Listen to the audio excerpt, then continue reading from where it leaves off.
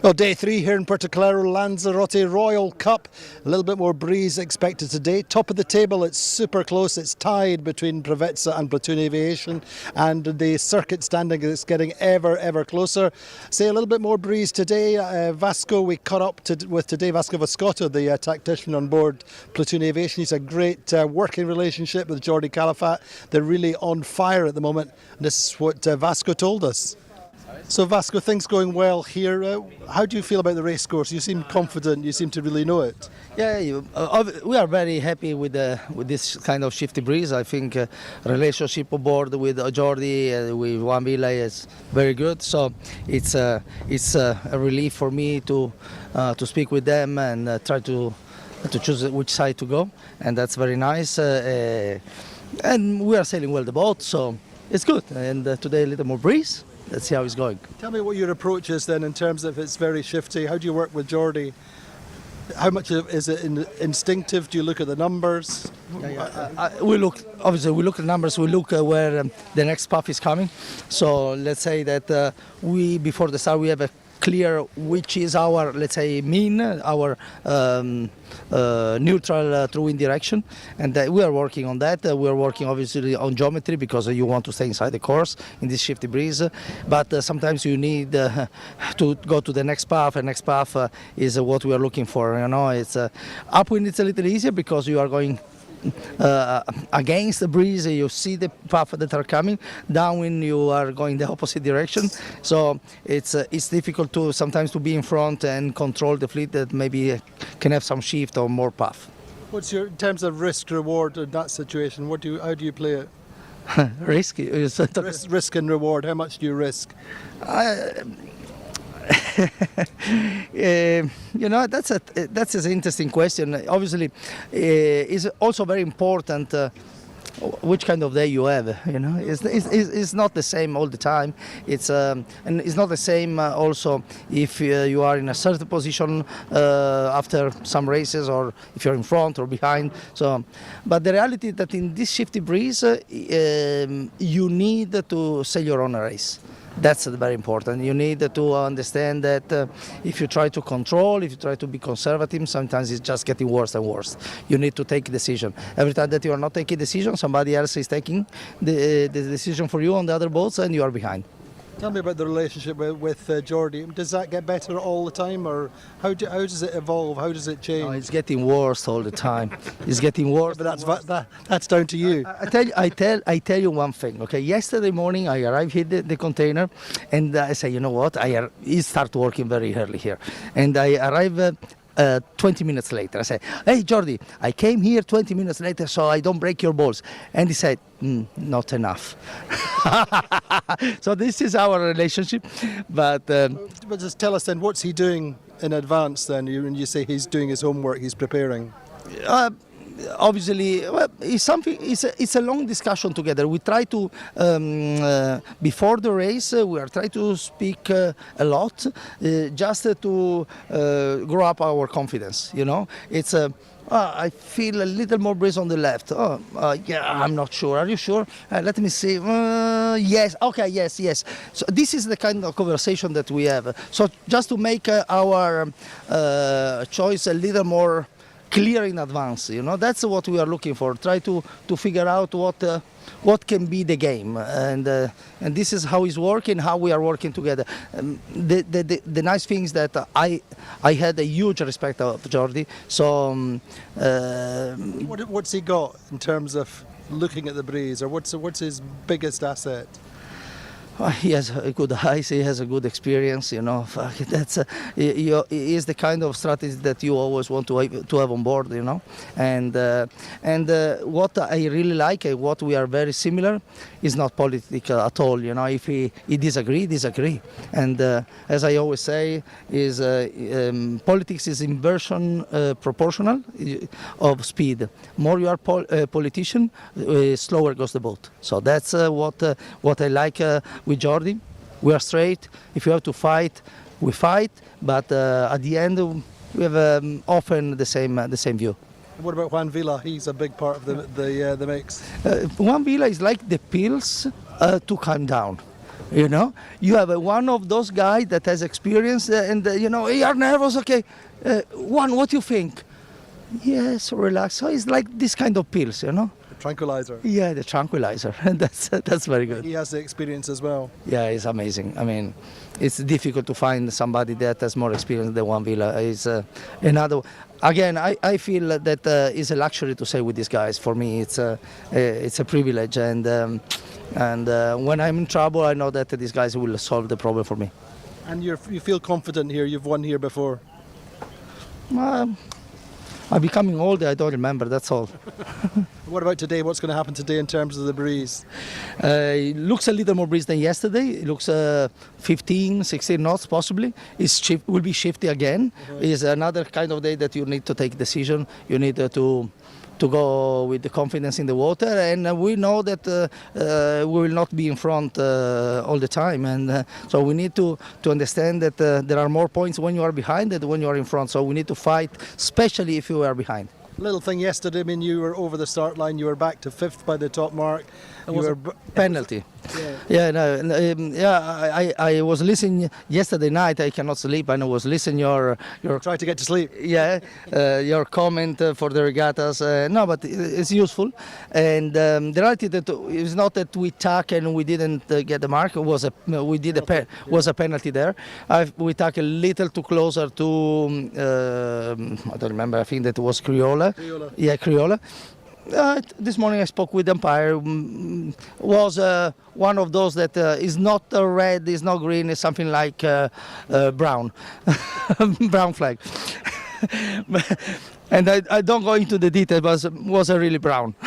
But anyway, I mean, you recovered and you recovered. Yeah, that's the nice part. I think that our brain get free from the mistake. As we always say, we need to stop the snowball as soon as possible and try to react. And I told you a few seconds ago, there are more points if you are behind than if you are in front. So these points are very important.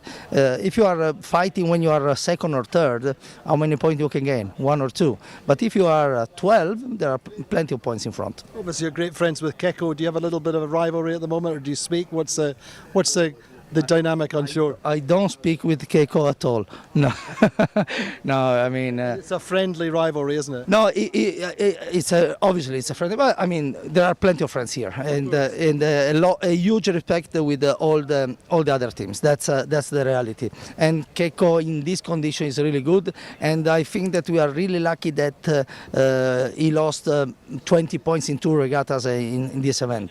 So gave us a chance to thinking about. But the reality is that we were just talking a few seconds ago in the container. 16 races to go, I think, is 1/3 of the championship still. And we know that the sled has a crew still to another level. Okay, there are 2 points in front, so they have this double advantage. But obviously, pressure can make somebody a little more nervous. Let's see. I'm not nervous. Fantastic, Vasco. Well done. Welcome. Ciao, ciao, ragazzi. Ciao. So some great insights there from Vasco Vascotto, how things work at the back of the platoon aviation. We caught up also with the navigator on board Provezza, tied at the top, and Nacho Postigo. So Nacho, how's it looking today? A little bit more breeze? Yeah, a little bit more breeze, more windy, and big difference between offshore and inshore. Inshore will be much more tricky with much more shifts, and possibly a little bit lighter. I would say 14 to 19 knots, something like that, and very shifty. While offshore it will be possibly a little bit stronger, 15 to 22, more stable. But I think the offshore breeze will be very far away, so I doubt that the race committee will be chasing that, because it's going to be a long delivery to get there. So much the same as yesterday or different?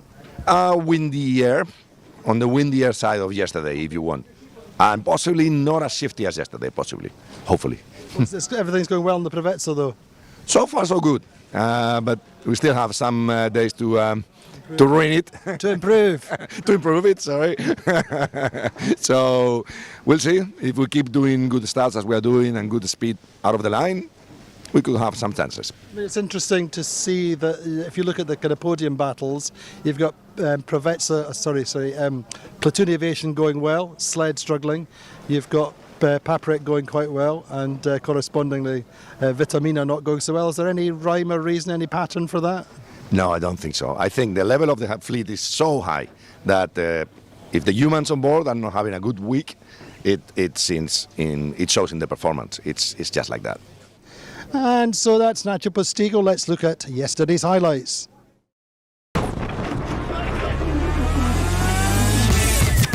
Well, a beautiful morning here in Puerto Calero in Lanzarote. Second day of racing. Yesterday was tough, it was challenging. Light, unsettled breezes, split breezes coming off the land. It's going to be more of the same, and it's going to be a real heads out of the boat day. So breeze is about 10 knots on the start line. The wind axis is 075. It's a 1.8 mile beat for race number 3. Off the start line it's very even, but off the left hand of the group, Pravetsa and Paprec make the best start. Platoon Aviation and Sled, the top 2 boats for the circuit, are over the start line early. Both have to recross and join the back of the fleet. The left side pays quite nicely going on the first upwind. Round the top mark it's Pravetsa leading Paprec. Alpha Plus come across from the right and get round in third. Alkedo fourth, and down the first run, well, clearly there's different strands of breeze, but still Pravetsa and Paprec are best. They come round the leeward gate, and then the breeze very much shuts off. Suddenly Paprec and Pravetsa have very, very light breeze, but they hold that left side, and approaching the top mark, it's very close between Pravetsa and Paprec, and as they approach the top mark, the course is shortened. It's a win for Paprec. Pravetsa gets second, and a great recovery by Trinity Racing, who get third through the finish line. So race number 4, the breeze has moved 25-30 degrees to the left since the previous race. On the start line, well, once again it's Paprec starting at the pin end of the line. Pravetsa a little bit further up the line, but the best start is actually between No Way Back and Platoon Aviation. Platoon Aviation have better acceleration, get to the left early. Round the top mark, it's Platoon Aviation leading from Vayu with No Way Back in third. Paprec in fourth. Down the first run, it's very, very even. Platoon Aviation stay in front, and in fact they come through to the finish line, winning race number 4 with No Way Back getting the best result for a long time in second. Third are Vayu. So the points after 4 races, Pravetsa on 15 points, second Platoon Aviation on 15 points, third Vayu on 17 points.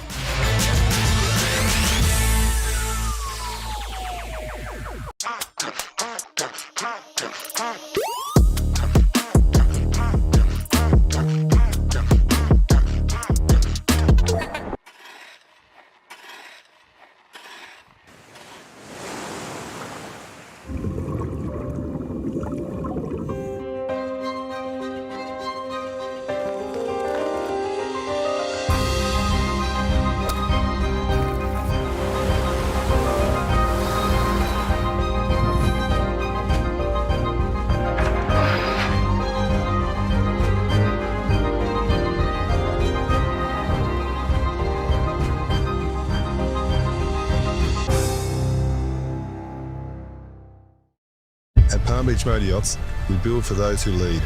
This comes from our history in competitive ocean racing, where advanced technologies and a spirit to win shape our every advantage on the water. We carry those lessons into every motor yacht that we design and build, using efficient and balanced hulls to deliver performance that feels effortless. Paired with meticulous craftsmanship and engineering, it creates a quiet confidence you can sense the moment you take the helm. Palm Beach Motor Yachts, from ocean racing innovation to cruising perfection. Well, very good afternoon. Welcome back to Puerto Calero. They always say that a picture tells a thousand words, and that is the picture for the start of race number 5 today. It seems still quite light. Forecast was for the breeze to come in slightly stronger than yesterday. As Nacho Postigo very eloquently explaining, there's a stronger breeze offshore and this lighter breeze inshore. I've got Katie on the water and Robbie with me here in the studio. Katie, what's your interpretation of what we're seeing at the moment then as we're waiting to go into sequence? Yeah, I think good afternoon, Andy, first. But secondly, yeah, I think it's definitely a bit breezy. It's a bit breezier out here. Got around 14 to 16 knots. Still relatively flat water compared to what we have been seeing in the windier days before. Yeah, I think on the way out, it felt a little bit breezier closer to shore. It's a little bit, I mean, maybe up to sort of 18 knots at points when we were on the way out, but a little bit softer where we are here, 14 to 16. Yeah, and as kind of we saw in the VT, I think another kind of super shifty day on the cards here. Wind is still coming off the land, a little bit less directly off the land, but it's still very much coming off the land. So I think, yeah, going to be another head out the boat kind of day. Robbie, your thoughts? I mean, it was a fascinating day yesterday. We saw platoon aviation going particularly well, correspondingly sled still struggling, and in the other battle for the podium places, Paprec going well and Alkedo not so well. I mean, Alkedo and sled both really amassing quite high points aggregates. Yeah, that's right, Andy. And I was thinking about it after saw the races settled yesterday, and obviously we're very tight on the points in this regatta, but then also equally we're getting very excited for the season points as well, as they're very close. So heaps of excitement and lots of tight racing to come. And you mentioned sort of the mini battles and Paprec and sort of Alkedo Setelar trying to battle each other as well. So lots of tight battles to come, and yeah, exciting racing for sure. Indeed. So I think one thing that's evident is that sled and Alkedo in particular need to start bouncing back, start putting some really good scores on the doors, as it were, and in particular platoon aviation have to maintain their consistency. But let's look at the circuit standings. We're going into race 5 here in Puerto Calero, but it's a big changes there. Preveza, sorry, this is the regatta standings. Preveza and platoon aviation on 15 points. Vayu on 17 points. Crioula on 21, and then it's super close behind between Paprec, Trinity Racing, No Way Back, Alpha Plus and Gladiator, and indeed Sled, all on 30 points, then just 3 points behind Alegre. Alkedo Setelar say, look at the points they've tallied. They've had 2 12th places, a 9th and a 10th. They really need to start bursting their way into the top half, or indeed the top third of the fleet. Teasing machine still unfortunately not able to go racing, still having problems with their rig, having broken that D2 on day 1, race 1. So that's the standings at the moment. But really, what do in particular, let's look at Alkedo. What do they need to start doing? What have they been doing wrong? They haven't been making big mistakes, Robbie, have they? No, it's surprising to see them at the back of the fleet. They've obviously sailed very well all season and in all the races leading up to this event, but I'm not too sure what quite isn't clicking for the team. I'm not sure if it's a personnel thing or whether they're just at an event which has shifty and different conditions to what we've been seeing. The shifty breezes. It's interesting to hear Vasco saying you really have to be watching for the next shift or the next puff and the next one beyond that and making your decisions. Katie, what do you think about that and Alkedo in particular? You're a big fan of doing the next right thing. Yeah, for sure. And actually, something that Vasco said on the VT, I've written it down because I was like, I need to remember that for my own feeling. But it's kind of like you need to be making your own decisions. Otherwise, the other boats around you are going to be making them, and they're going to be making the gains. And I think that's really important to remember. I think that's a really good way of looking at it. And I think that's what Platoon, for example, have been doing super well, and the boats that are at the top.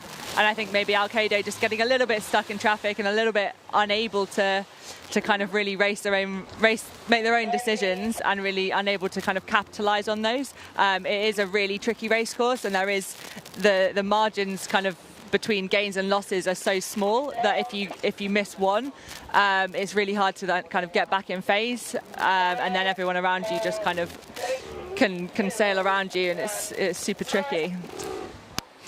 I mean, Katie, you're a big one on this as well. I mean, confidence is so important. We're talking about the best sailors, or some of the best sailors in the world.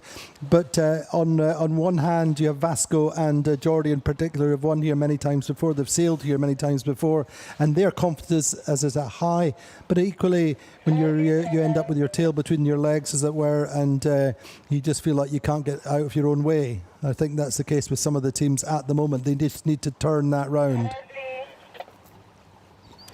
Yeah, for sure, and it's really hard to do, especially if you've had when you have a day like it is out here, where it's super shifty and you're on top of it. You're like, yes, this is great. Like I'm feeling really great, but equally, you have a day where you're not on top of it and it feels almost impossible, and you're like, sometimes it's really hard to even know what you've done wrong, so it's really hard to understand how to come back from that confidence wise. But again, what Vasco was saying between him and Geordie, where Vasco, they'll be having conversations and one of them will say, oh, I think there's breeze over there, and then the other one chimes in saying, oh yeah, okay, I agree, let's do that. And I think communication like that on the boat is super important, because you need to be building each other up, and yes, you're not going to make every right decision out here, but I think especially teams that are low on confidence or are having a bit of a harder time, if they can bring together, if they can bring 2 brains together, 3 brains together to really figure it out and build each other's confidence, I think that's going to really make a big difference out here on kind of these really tricky race days. I mean, I think, one asset that I really think in the Alkedo Setelar corner, who I think you probably know reasonably well, is Hugh Styles as a coach, is very methodical and very good with the mental side of the game. Oh man, he was so great. He was my coach in the NACRA when I sailed the NACRA with Ben Saxton quite a few years ago now. And yeah, he's so great. He's so level-headed. He's so passionate about it. But also, yeah, he's kind of very process-driven, and he's very good at kind of asking the right questions and getting the most out of people. He really is a great people person, which I think in situations like this where it is confidence-based, he really does know how to get the best out of people. And I think Alkedo is super lucky to be to have someone like him kind of leading the charge on the coaching side of it. And yeah, I have no doubts that they'll be having the right conversations, and I think hopefully we'll see them start to kind of turn it around and really put the pieces of the puzzle together. Indeed, let's have a quick look back at that the circuit standings. We were just saying, actually, Platoon Aviation now just only a couple of points behind Sled, and significantly Paprec now overtaken Alkedo Setelar on the strength of the last couple of days. So Sled on 150, Platoon Aviation 152, Paprec 182, Alkedo Setelar 183, no way back in Trinity Racing 192 and 194. By far not out of the running there for the podium. There, as Vasco was saying, still 16 races to go, still a third of the season really in that respect. But Alpha Plus and Preveza 201 to 204, that little battle going on, and Crioula, Vayu, Alegre and Gladiator, fights all the way through the fleet there. But we're now at 1.5 minutes to go before the start. What do you see, Robbie? Yeah, we're having a look at most of the boats just sort of lined up at that boat end like we sort of saw yesterday. There is a lot of space between Crioula. They're the furthest left boat down to the pin, so there's a lot of room for them. A little bit more chop there in the water, isn't it? It's quite bouncy. Yeah, it looks like that swell's just rolling in. Katie mentioned earlier about the wind direction just being a little bit further right from the land, so you do get more of that swell effect. But yeah, you can just see all those boats up on that. Swell, isn't it? That's right, yeah. So most of the bows sort of slapping in there, so really big emphasis for all these boats, just trying to keep the pace on, just keeping a little bit of speed. Obviously, they want to kill the time, but really congested at that boat end, Andy. Indeed, but it's important to get off the line with pace and be accelerating, Katie, isn't it? Yeah, for sure. I mean, having listened to some of the briefings and kind of notes from the quantum briefing, I think the general consensus is the fleet is that you kind of want to be starting top half of the line or weather end of the line and holding out straight to that left-hand side. And I think that's why we're seeing so many of the boats trying to really vie for that starboard end. But having said that, I think you really need to get a clear start. If you are trying to hold all the way out to that left-hand side, you need to be in a good lane. So I think I like Crioula and kind of the boats further down to leeward, Alkedo. I think they're doing a really sensible job of actually, trying to get themselves a clear lane so they can hold on, because not everyone at that boat end is going to get a clear start, and that's going to be really punishing for them. Indeed, 5 seconds to go, and Crioula seemed to go nicely in time and distance.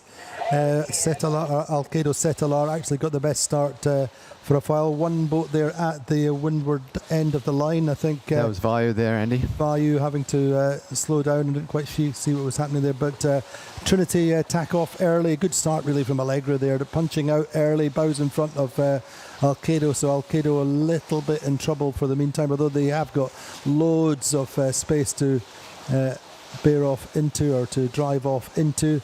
Not such a great start from Trinity or indeed Gladiator at the windward end of the line. Yeah, another sort of MO from Gladiators, trying to start at that boat end, but just not potentially getting it quite right and having to start sort of second row and tack off early. But for me, Andrea looks really, really close in this middle pack. It looks like they're all very lined up. We see Vayu just sort of punching their bow out, and also Platoon Aviation as well for me. No Way Back making a good start early in the piece. Interesting. I don't think, although they got that second in the second race, they partnered that with a 12th in the first race. So Terry Hutchison was not really very happy when he came ashore. But if they can keep pushing on from that second yesterday, making a really strong start, Allegra going well. They got the time and distance right. They came off the gun with acceleration, Robbie, didn't they? Yeah, they really did. They really. Used that time on distance and the room that they had with Alkedo just to leeward of them, but they absolutely pulled the trigger at the right time, and they've just got their bow out just in front of the other boats, which does make a difference as we head on a long starboard tack. Platoon Aviation a little bit in the group, as it were, in the crowd, such as it is, just in a little bit of a crowded spot where they are.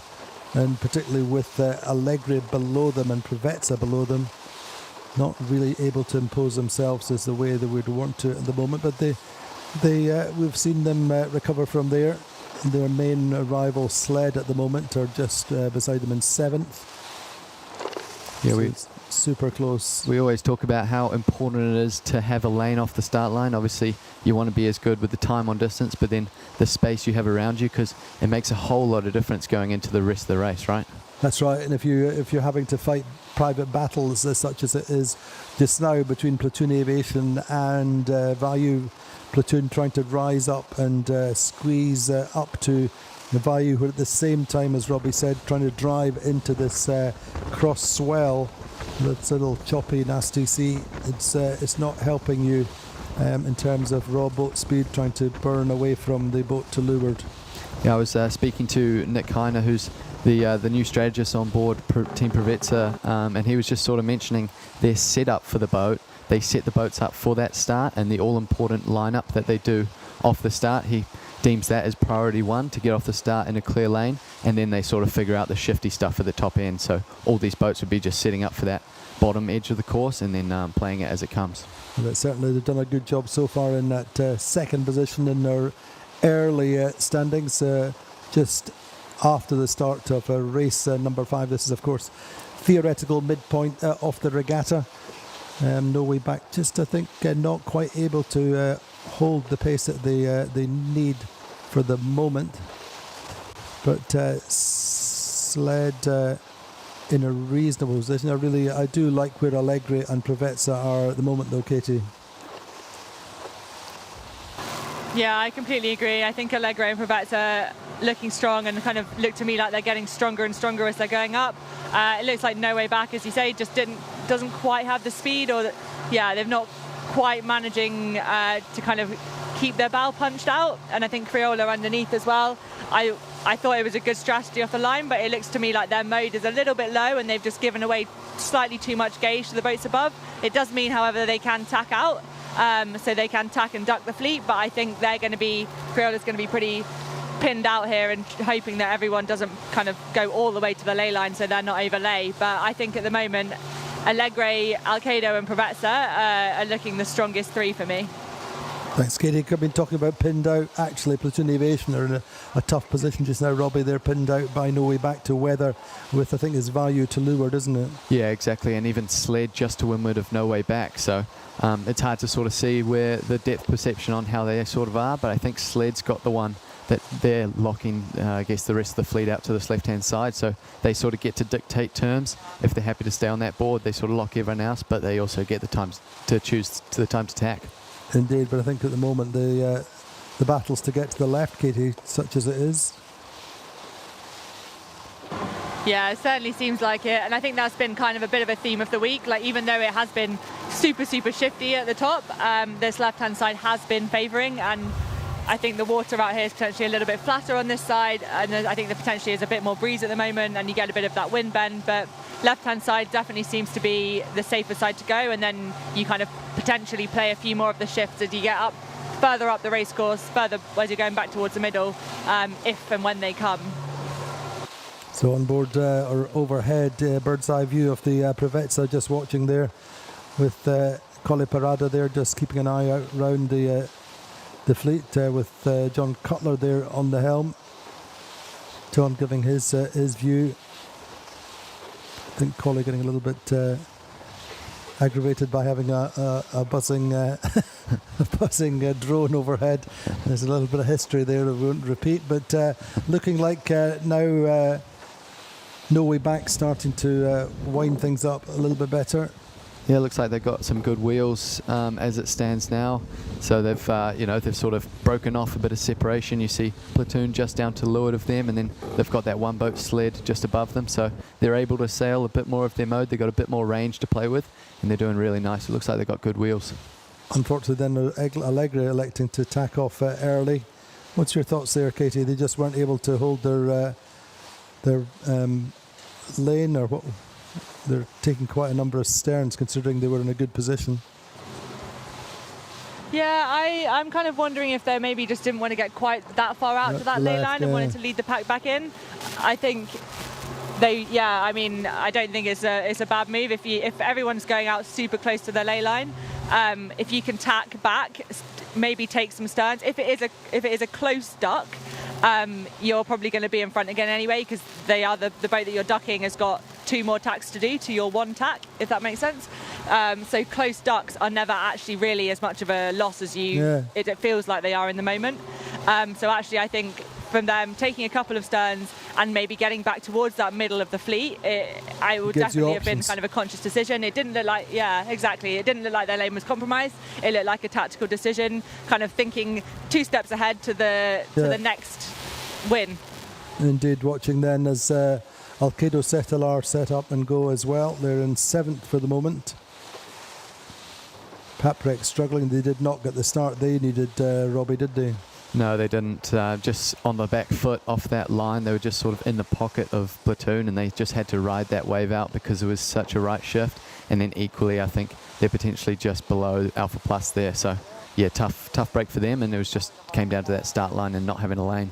Oh, that's amazing. And just watch how the left is profiting with her. We'll watch how Allegri go, having bailed out from that. If you look at the angle that Preveza are sailing relative to Allegri to their right, now this may not be a persistent shift all the way up to the mark, but we will see, I think, these boats coming in from the left, and Alkedo look to be quite high. But it's interesting. Preveza and Platoon super close. The 2 regatta leaders out on that left side, clearly doing the right thing for the moment. I think a key feature for me, Andy, today is it's not the same picture that we've seen the past couple of days with the sun and the blue skies. I think there's quite a lot of cloud cover. Maybe a question for Katie, what she's seeing with the cloud cover, but I think we've got a lot of clouds coming over the course and sort of how that's sort of affecting things, Katie. Yeah, I mean, there's definitely a lot more cloud cover. I mean, you probably won't believe it, but I'm pretty sure I felt a little drizzle of rain earlier on the shore. No, it's quite possible, yeah. But yeah, there's definitely a lot more cloud cover. It's just a completely different kind of day to the last 2 days. It's more of a gradient-driven breeze rather than kind of potentially the fighting breezes that we've seen the last couple of days. Which means that the breeze should, in theory, be more stable, the gradient breeze, but that doesn't mean we're not going to get the shifts from the offshore breeze, which naturally happens, kind of similar to what we saw in Valencia last year. The final of last year's season, I think it was, in Valencia, where year it was before. Year before, where it was completely different style of racing, super shifty offshore. So I think they'll be hopefully the teams will be trying to dial back into that style of racing. They've had a couple of days of it. But yeah, it's interesting that all of the fleet, however, even though it is shifty, are wanting to go all the way out to that left-hand side. I think just looking ahead, I think we're going to see a lot of congestion coming round the protector mark. I think it looks like a lot of the boats are potentially a bit overlaid, which means that they're all just going to kind of get compressed together. So I think the tack onto that starboard ley line, I think we could see a little bit of action. Indeed, I mean, that's what you were saying about thinking 2 or 3 steps ahead with Allegri, perhaps realising this is going to happen and getting out of that, letting the boat do the work in a slightly more open lane, getting to that right side early. But on board with Trinity Racing, Joachim Sundberg there on the helm. Again, a team that like to try and stay out of the traffic. But it's all to play for at the moment with super close to Platoon, Prevets and No Way Back. Yeah, it looks like all those boats that are sort of stacked up on this left-hand side, they're just giving quite a bit of room to the boats. You mentioned Allegre picking a time to go early. It just gives them a bit more room, doesn't it, just in the middle of the fleet. You touched on also Alpha Plus and Trinity just being the furthest out to that right-hand side, so we'll see sort of how the shifts play out, because I think it will get a bit more shifty as we come up here, Andy. Of our top 3 boats, whose position, or the top 4 boats, whose position do you like best relative to that starboard tight ley line, and indeed the spacer mark that the protector mark that Katie was talking about? Personally, I do like where Sled are positioned. They're definitely the leeward of that bunch. I'm not too sure how they're looking on the ley line of that sort of spreader mark, but I think they do have the room to tack over and then end up on starboard. So I think all rights to them as we see them just on the bottom of your screen there. Yeah, I would agree with that. I think it gives them a little bit of an option to keep the buoy down a little bit for speed, to get to a ley line or close to a ley line and pose themselves on starboard a little bit earlier. But I think we've got a lot of action on our plates in the next few minutes, Katie. Yeah, for sure. I think as we saw yesterday, plenty of moves, plenty of counter moves to be had. I think you can already see the boats starting to tack on the shifts, try and figure their way up this last third of the beat. But yeah, plenty to come. Interesting insight for me, Katie. I mean, maybe I'm just naive, but to hear Vasco saying that he sits and watches all the racing at the end of the day was quite insightful, wasn't it? Yeah, for sure. And actually, I think it always surprises me how many people kind of come up to me after a day or the following day after a race day, and they're like, oh, I mean, more often than not, it's like, oh, thanks for being so nice to us on the live stream. But just the fact that they're... You said, that's me naturally. Yeah, I'm like, I'm just a nice person. What do you mean? Yeah, no, I think it's interesting that clearly a lot of these guys do watch the racing back. Clearly wanting to learn from the day, see what they can get from it. It's always better to have. I mean, it always quite often seems obvious when you look back at a day what went wrong and what didn't. Maybe more obvious than when you're in it or when you're talking about it. So yeah, and I think that's what people have done since kind of forever, really, is you kind of look back at race days, you watch the tracking back, and you really try and analyse and see where you went wrong. So yeah, we've got to be real nice about all of the teams, is what I have figured out. Indeed, and there's insights to be had with all these on boards as well, Robbie, when you see the setups on every boat, up close and personal. Yeah, that's right. Potentially a perspective these other teams don't get to see on board other boats. So you're absolutely right. They'll be studying, sort of how other boats sail and their setups. But just taking a look on the water now, we see that spreader mark there. You see Prevetsa just going over the top of Platoon and just having to go around it. So just a little overlaid. You see Alkedo Settler also very fast into that mark. So overstood that as well. Really congested up in this front bunch. It's to see what they do now, whether they want to try and maintain an overlap on Platoon Aviation. That could be interesting. Meantime, as we said, Sled able to dictate terms from where they are, certainly able to rise up and give dirt to No Way Back, but is looking a lot better for Andrea Lacorte and the Alkedo Settler team. I think they listened to our hopes and prayers for them, and it's working out for the moment of getting themselves into the best position we've seen for them for a while. But it's the regatta leaders, Prevetsa round in first place at the top mark, race number 5. Then round in second is Alkedo Settler, Platoon Aviation with third place. Then Sled in fourth, No Way Back just getting in there in fifth place, but all to the good for the team who fly the flag of Turkey, Ergen Emre's team. They had a fantastic season in 2023 until they had a problem in the last regatta of their season when they had rig damage. Really cost them the season, but that year they had been one of the dominant teams. What was really interesting to me just then, sorry Andy, was Alkedo setting up. You saw the bowman go forward before they even tacked over to get onto the ley line to go around the mark. So just setting up really early means that it indicates to me that there's big left shift and they just want to be really quick on the hoist and just keep coming out. Indeed, everybody's the same there. Allegri getting around in 8th in the end. Trinity 9th, Alpha plus 10th, Gladiator in 12th. But yeah, it was good work there at the top mark from Alkedo. Just driving into that gap to get the overlap with Platoon Aviation.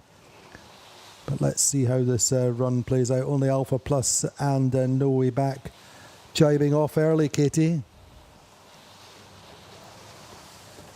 No Way Back, a little bit of a scrappy Yeah, I think drive.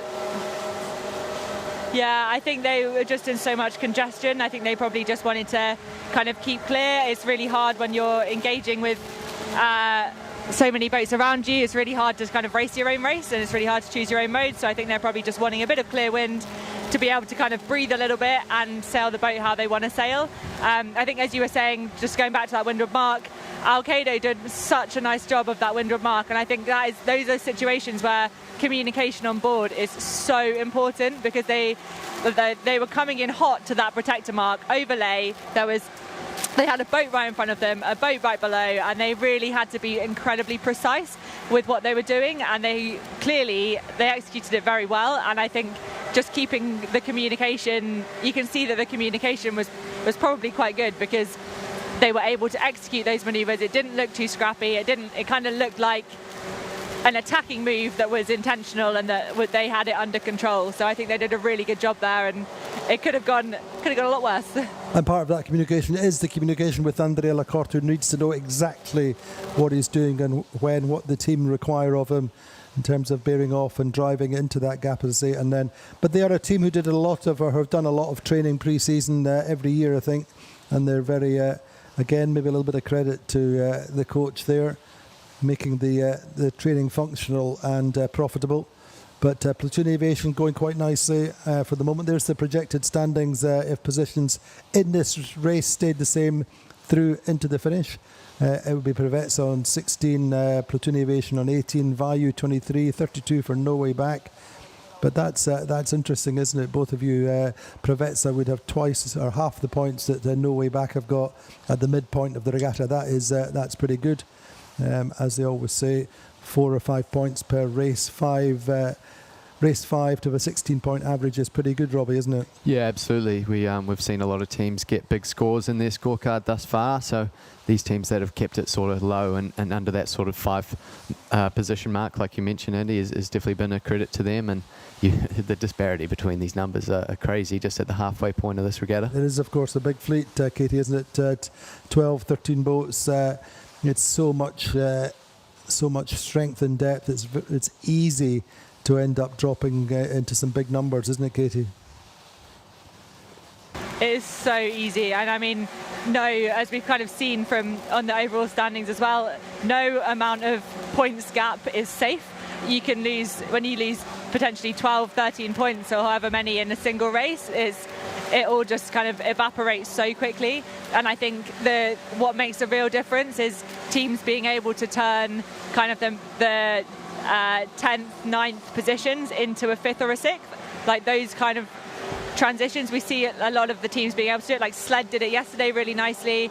Platoon as well, we've seen them kind of manage to come back from being towards the back of the fleet, just chipping their way forward. And I think all of those little points and those little battles that they win in each race are what really, really makes the difference, because over a 10 race series, all of those points are going to really, really add up and make all the difference.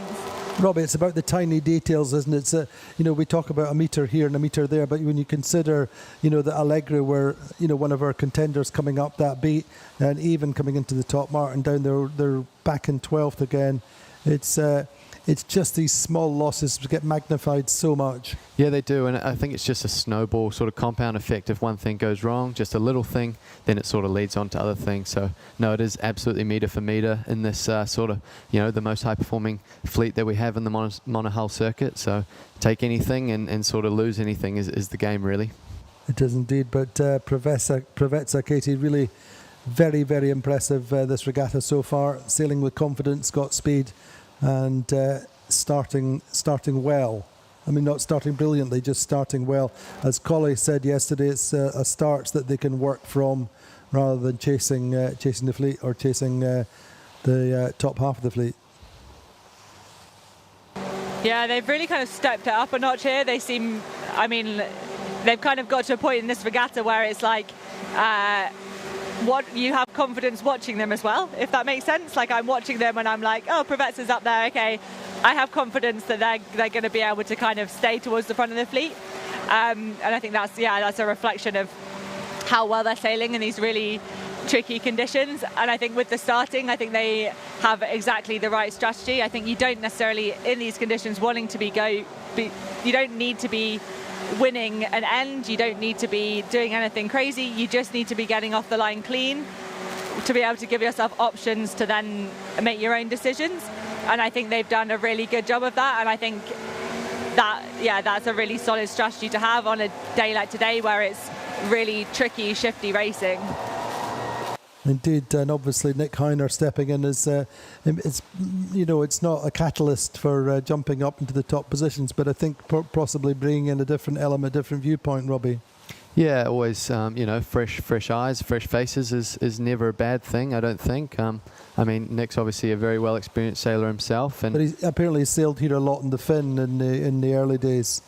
Yeah, that's what Collie was telling me. Yeah, absolutely. And I mean, this sort of location and having that experience is very valuable, but a different set of eyes, a different sort of opinion really goes a long way, I'd say.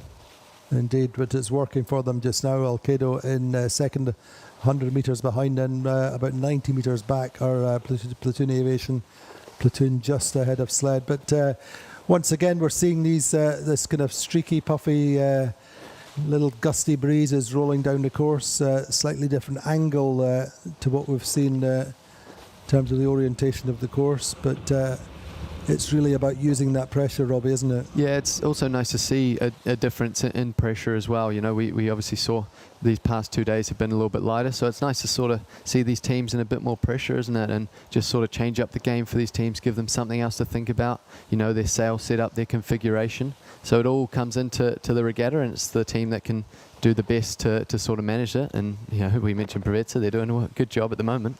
Yeah, indeed. Katie, but this, as you were saying, this cloud cover a little bit cooler, indicative of a change in the weather for the weekend.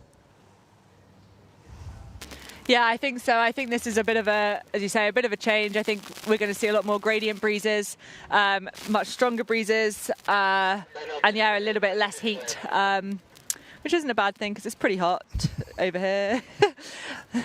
We're still freezing in our little fridge on land, but enjoy it while it lasts. But great racing to keep you warm. And Alkedo Vitamina, or Alkedo Setelar, just jibing in front of and establishing their position as we think about this leeward gate. Yeah, interesting decision for Team Preveta. Do they just stick with the MO of just going around a right turn and heading out to the left-hand side, and we just look up the course, don't we? Sled got their kite down, seem to be doing a penalty, perhaps. That's expensive for them just at the wrong time when things were starting to go a little bit better, Katie. Penalty for Sled. Yeah, that is, and I mean, not a nice place to do it either. The fleet's just going to completely sail around them there, which is pretty painful. I didn't quite see what happened, but yeah, that's not what they want to be doing, and not what we often see from them. We often see clean racing and them not really engaging with other people too much and keeping things clean. But yeah, not ideal. Robbie's just having a quick look at the replay, but all to the good for Preveta, Alkedo and Platoon Aviation. Yeah, it just looked to me, just watching that replay there, it looked like no way back, just got a wee bit to leeward of Sled, and Sled just didn't sort of give them the room, so they were that windward boat, but really, really close, and yeah, tough spot for Sled. But we also see Vayu having an early drop as well, so a bit of a slower one there for them, having a jibe and also go do a sort of button hook turn around this right turn, and we see all these boats sort of slowing up as we get down here with this chop, Andy. Indeed, you don't want to be doing that, and the boat's well above the ley line coming in with the late jibe. That's never quick with Alpha Plus. And on board, yeah. Oh, really tough there for Crioula. Crioula really getting themselves into right mess, as indeed Alpha Plus are just to their left. All kinds of drama going on here at this leeward gate, deeper in the fleet. Not too sure what happened there. I think sort of Vayu wound it up and went to their VMG angle upwind, and Crioula and Gladiator got stuck out. That's right, and they're still stuck out. Bear in mind, they still have to get to the leeward gate on that left-hand mark. Oh, and they're on port as well, so taking sterns. Oh, dear. And Gladiator having to go all the way around. This really is unfortunate for them. They may end up with another penalty for not keeping clear, but we shall see. The umpires just heading in their direction. I don't think they really impeded Alpha Plus particularly.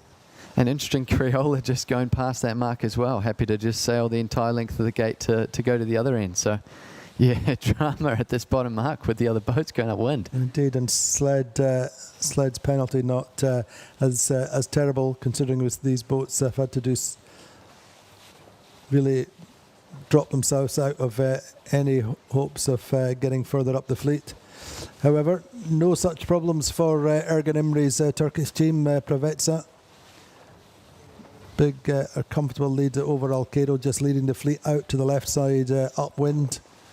Platoon in third. Vayu have got themselves up to fourth there now. That's kind of starting to be a little bit of a hallmark, a trademark of this regatta so far for them, keeping themselves in contention. Yeah, they were about 5th or 6th around that top mark, so just picking off a few boats as they head downwind and just really trying to keep it close to those front three. And you see the front three really trying to get out to this left-hand side, whereas everyone else sort of being forced out to the right. So we see Preveza sailing really, really well, and they're the front of that pack. Indeed, and just nice breeze now. What wind speed have you got now, Katie, roughly? It feels a little bit breezier, maybe more consistently around 16 knots, maybe a little bit more in the gusts. But yeah, that leeward mark was it was like a real boiling pot of carnage, and it really just boiled over at the end.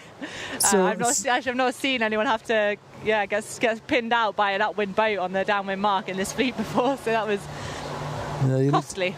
It was costly. It's something that the afterguards should have been seeing a little bit further in advance, but it's not easy going down there with a kite shielding there or blocking your vision for the leeward turning.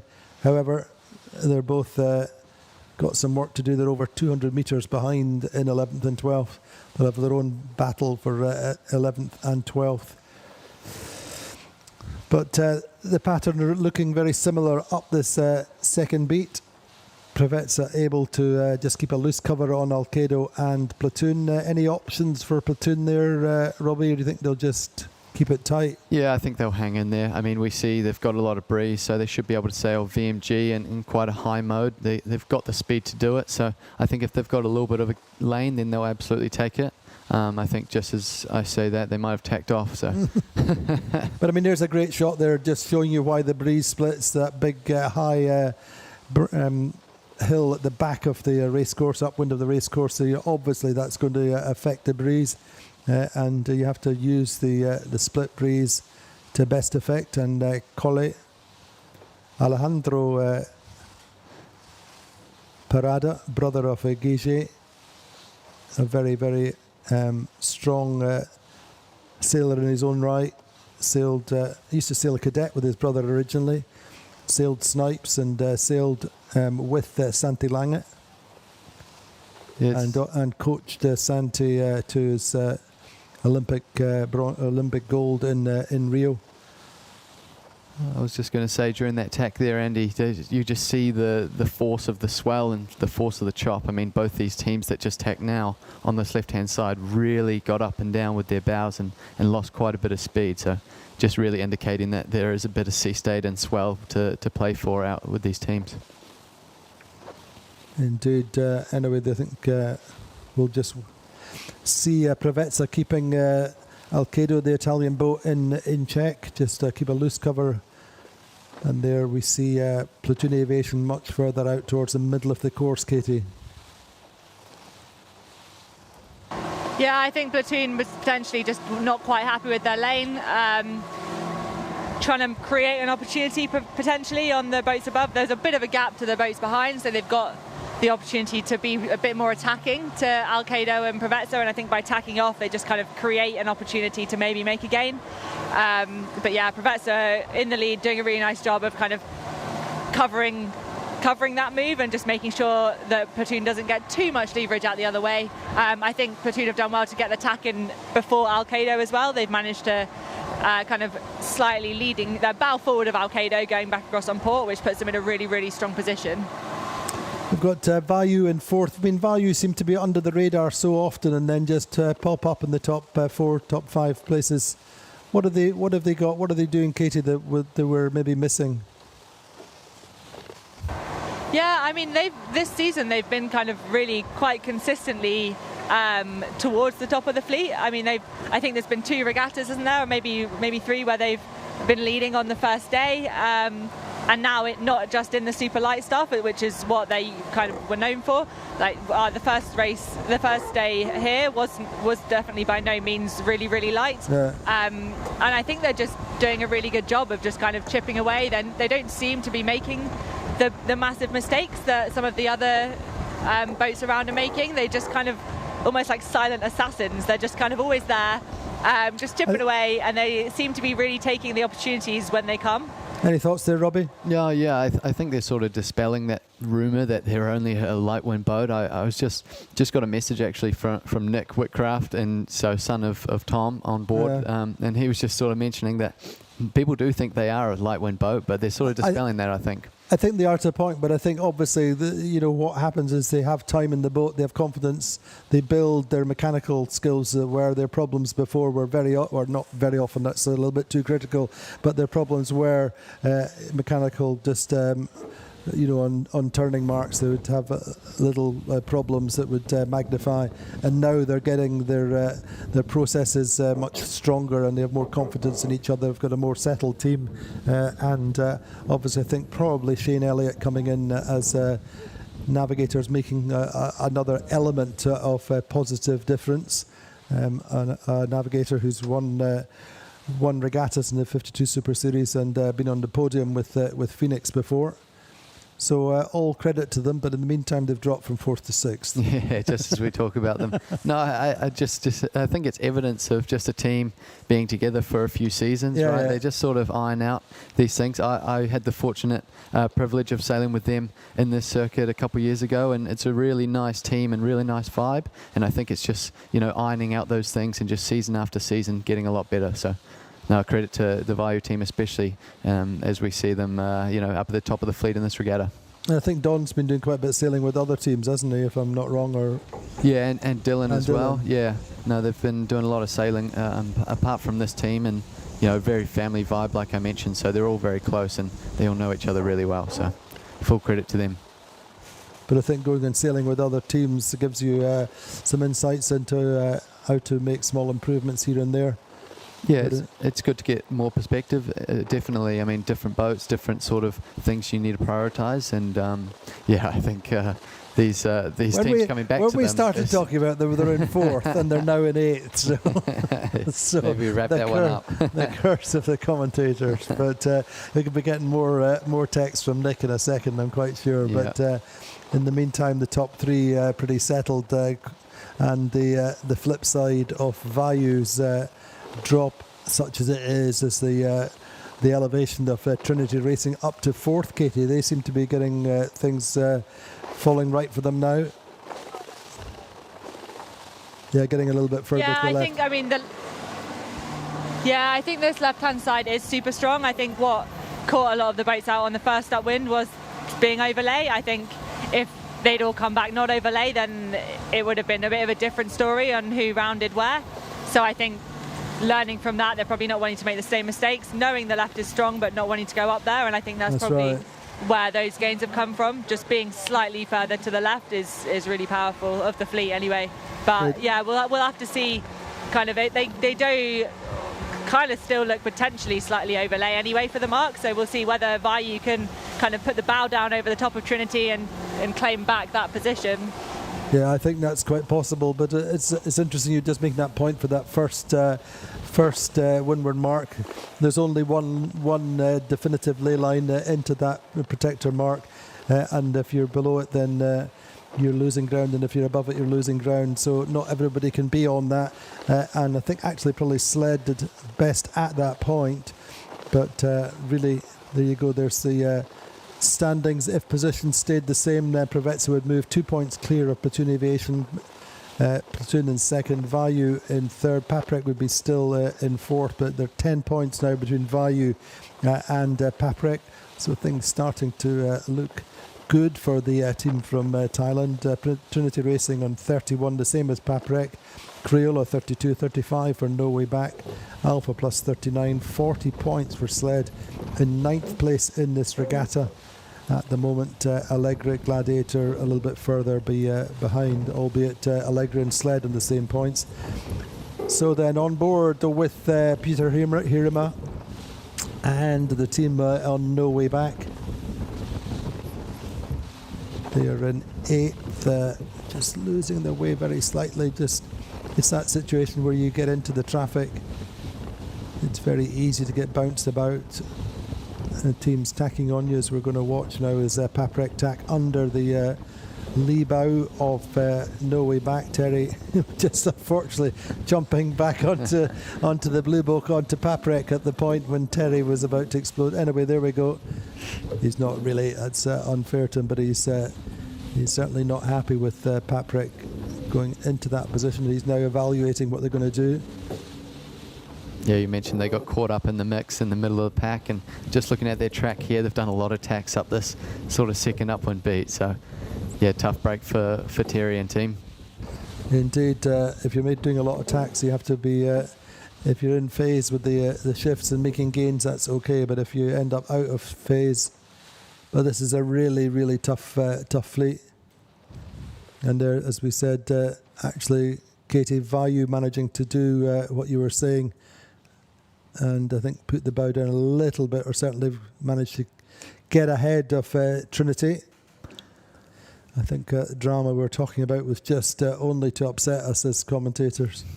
We're just giving them credit, which is very, very due. Anyway, windward mark, Katie, just watching the approach of Preveza. Sailing nicely. They'll just close the door on the boats coming in from the left, and as you said, just use the final vestiges of the left-hander coming in. Alkedo pretty much on ley line for that protector mark, Katie. Yeah, their ley line is pretty good to me. I think actually, as I said, as I kind of keep saying, I think people or the teams are using this protector mark really quite tactically this season. I think they kind of need to, because the fleet is so tight, and I think by Alkedo making sure that they are tacking on the ley line to the protector mark, it just leaves no gap open for the platoon to be inside of them.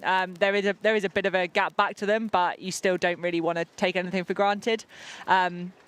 And yeah, I mean, looking further back in the fleet, I think we've got Paprec, No Way Back, potentially, is it Allegre underneath them potentially? But all of those boats kind of look overlay again to me, so we might see something similar.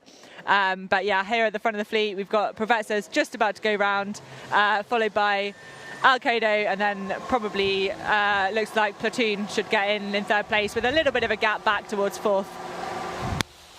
So Robbie, looking a bit like Preveza's win to lose. They're pretty solid there in first place already across the offset. Almost about to set their kite as Alkedo come round. Alkedo already got their kite on the deck, all set. They will go at a moment's notice. Not quite good enough of an angle to get the kite up on the offset. Yeah, really nice job for Preveza to sort of extend their lead, but I've been really impressed with how Alkedo, set to last, sort of sailed that final third. They were very close with Platoon at one point before Platoon tacked off, so just sort of edging out a bit more lead from them. I was really impressed with how they sailed that last sort of bit of the beat. Yep, indeed, but these top three boats actually well clear, aren't they? very well clear, and we see the sort of pack, the bunch, the peloton, if you like, just sort of coming into this top mark now. So we see Allegre coming across on port. They should have enough room on the boats on starboard, and yeah, nice we're really recovery, getting bunched up. all in all from Alkedo, for Allegre. Remember, they were very deep before, Katie, but they've pulled one out of the bag there and tacking under the bow of Trinity Racing. So great work from Luke Patience and John Costecchi, Francesco Mongelli and co on the Allegre, and no way back, quite far back. So to Vayu losing a little bit coming round this top mark, considering what we were talking about, Katie.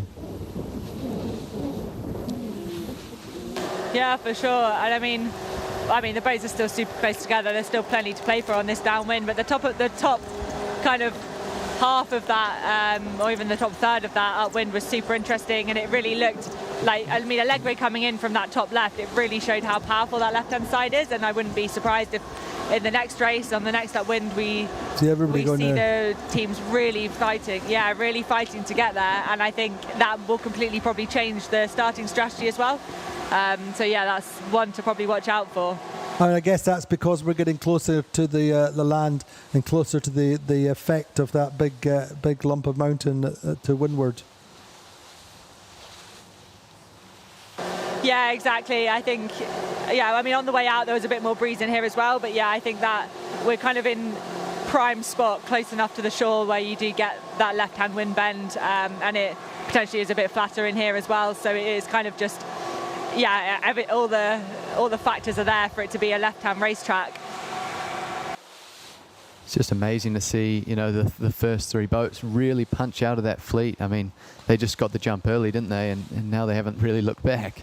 They did. I mean, they're able to kind of sail their own races, albeit they following the same broad strategy. But it's really mentally dispiriting for the boats that are way back, Alpha Plus and Gladiator in particular. Well, Alpha Plus to a greater or lesser degree, Crioula. I'd say Crioula have got themselves back up to 7th. Considering what was going on. Considering that bottom mark. Considering that bottom mark. But maybe that's right. You remember you said they were going off to the right, or they sailed right out to the right side. Maybe they just decided they would sail the shifts as best they could from there. But it's a nice little recovery. But Preveza then really in a strong position. Really strong, yeah. That you just sort of see all the fleet on port, and they're just sort of locked in down to leeward on port as well. So it's good to note just from these drone shots, you just see the puffs and the veins. Well, you do. I'm just thinking about platoon aviation out on that left side. What we were seeing was the veins of pressure. Again, we're talking about that big lump of mountain there. There's a lee. Off that mountain, then to the left of it, looking downwind, then you'll see that's what's allowing the pressure to accelerate off the land. You want to use that and then come in on that. Now that's maybe what Vasco and Jordi Calafat are looking for. Correspondingly, Preveza on the other side of it. We'll see whether I'm not entirely sure that platoon aviation are not going to be challenging for second through the finish line, but we will see. Certainly, Katie, platoon aviation fighting all the time. There's no consolidation. There's no concessions given. And there you get a better perspective of it's capping out back, I think they say, Katie. Nailed it. Yeah, platoon fully fighting. I think it was getting a bit softer out on this side, actually. It feels a bit softer over here, so early jibe was nice. Head out towards the caps out back. I think there needs to be a gin and tonic for the first person that can see capped out back in any race. I fully agree, because it'll normally be me. Anyway, I mean, I think platoon aviation are not out of this at all, but let's wait and see. They're jibing back. Maybe not. There's maybe running out of runway, but all credit to the German flag 3 times world champions on the attack all the time, giving nothing away. But I think really credit mostly due to Preveza and sailing another impeccable race. And also, Andy, nice to see that Alkedo Setular might get a bit of mojo back from this one. I think the mojo will be back in blue, and just at the right time. It's closer than it sort of looks. Their platoon really on the charge, so they are. Yeah, I wouldn't count them out. I wouldn't count them out, especially as Platoon Aviation could get round inside. It's got the momentum. This has to be a really excellent jibe, plus acceleration coming out of it for. That's not perfect, but it's they'll start to accelerate now. But it's going to be very, very close between Platoon Aviation and Alkedo Setular. Under a little bit of pressure. Preveza over 200 metres clear, and then the best part of 500 metres, half a kilometre between Platoon Aviation and Trinity Racing. And we see Sled out there as well, Andy, just at the top of your screens on the track. They've gone as far right looking upwind as any boat has. In the water, yeah. Along with Platoon, but look at that, interesting. We're going to get a jibing match here. This is going to be fantastic. They've got Preveza, actually not the best of jibes from Platoon at the moment, but getting the kite round. I think they're going to keep going back to that strand of pressure. We can see the dark water in the top right of our screens at the moment. I think that Platoon Setular, Alkedo Setular going into lighter pressure there, Robbie, wouldn't you think? Yeah, it does look like it. I mean, it's a tough spot to be in. You sort of got to make the decision whether you go with them or you do hold true and stay, but it does look like they're going into a little bit of lighter pressure potentially. Indeed. Whether this pressure comes down with Platoon Aviation or not. Katie, you're in position to comment. Yeah, I don't know. I do think Platoon has definitely found a gain out there, and they clearly want to see if they can get back into it. But having said that, it requires more jibes, more manoeuvres, and if the manoeuvres aren't perfect, then it's slower. So Alkedo, I mean, looking upwind, just looking to the left of me as I'm looking upwind, there does look to be a little bit of pressure out here still now. So I think actually looks like Alkedo's pretty happy to kind of continue into this pressure, but I think if I was Platoon, you've got a big old gap behind you. Why wouldn't you go for the attack? Why wouldn't you try and force a split and see if you can take the boat in front of you? So I think it's going to come down to the wire, I reckon, on this one. Indeed. At the same time, Alkedo have got themselves into Preveza just a little bit, but they have to jibe. But all the pressure inside them, Robbie, really, isn't it? Yeah, it looks like it. And also, I think it's quite strong for Platoon to come into that sort of engagement with Alkedo with the swell. They're on the jibe that has the swell behind them. So I think that's also a really, really strong point. So you can see they're sailing quite low on that breeze they have out there. And that allows them, if the breeze eases slightly as they get down the course. Yeah, I mean, I don't want to call it too far out, but they could even be challenging the lead here. I mean, just from this drone shot, it looks like they're really back into contention. Yeah, indeed, just on the strength of that pressure. But certainly Preveza's lead dropping like a stone for the meantime. And Preveza have Alkedo to contend with slightly more. There's less than a metre or 100 metres now between Preveza and Alkedo. Platoon looking really good, Andy. Platoon looking good, not only fast, but sailing a lower angle more directly towards the finish. Correspondingly, Allegra behind there with the blue front to their kite. It's not all looking golden for Preveza for the moment, but you see the difference in speed boat there. Speed, yeah. Platoon Aviation doing 15.5. They're 3 knots quicker for the moment. What can Preveza... Platoon on starboard as well. Platoon on starboard, yes, indeed. So what do Preveza do at this point? Do they want to jibe inside or try and just get across? It's going to be a little bit closer than we thought for the meantime. No, I think they just cross over. I think there's no point putting one in and really tight on the other boat. So just sort of back yourself, continue out to that right-hand side, potentially pick up a bit more pressure, and just back yourself, really. Just keep going. Just keep going. We've got Alkedo Setular on their hip, but let's wait and see. It's also going to be a little bit of what the bias is on the finish line. But it's going to be close, actually. I think in the end, Platoon Aviation have got a long way to get round there, trying to get into the pin end of the finish line. Slightly closer for them, but it's going to be okay, I think, for Preveza. Whether Platoon Aviation can get in for second, we thought that was going to be a little bit closer. Preveza just... Interesting. They almost sort of thought that boat was the finish there, but obviously that's right. Well, that boat's obviously just in there. It is between the two marks, and that's going to work for.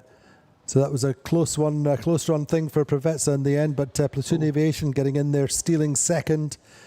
You see Alkedo having to luff up at the end. Alkedo just not quite getting the finish line right. However, they get a third, which is, as you said, Robbie, mojo back in town for Alkedo, and a great recovery, Katie, from Allegra.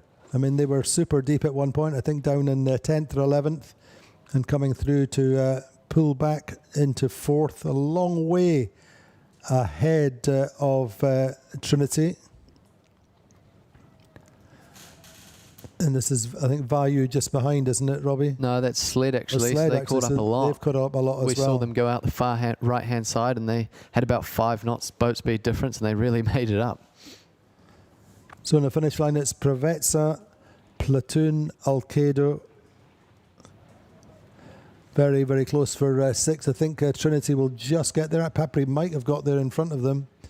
Very close. It looks to me like there's been a big left-hand shift coming down here, and that was just at the wrong time for Alkedo when they sort of overstood that mark. But and the you wrong see time. Trinity. Yeah, Trinity will just about get there. And then it's Vayu are the ones that are struggling, just a little bit downwind with not enough power. And in fact, Alpha Plus will come through, might even pip Trinity. I think Trinity getting there in time.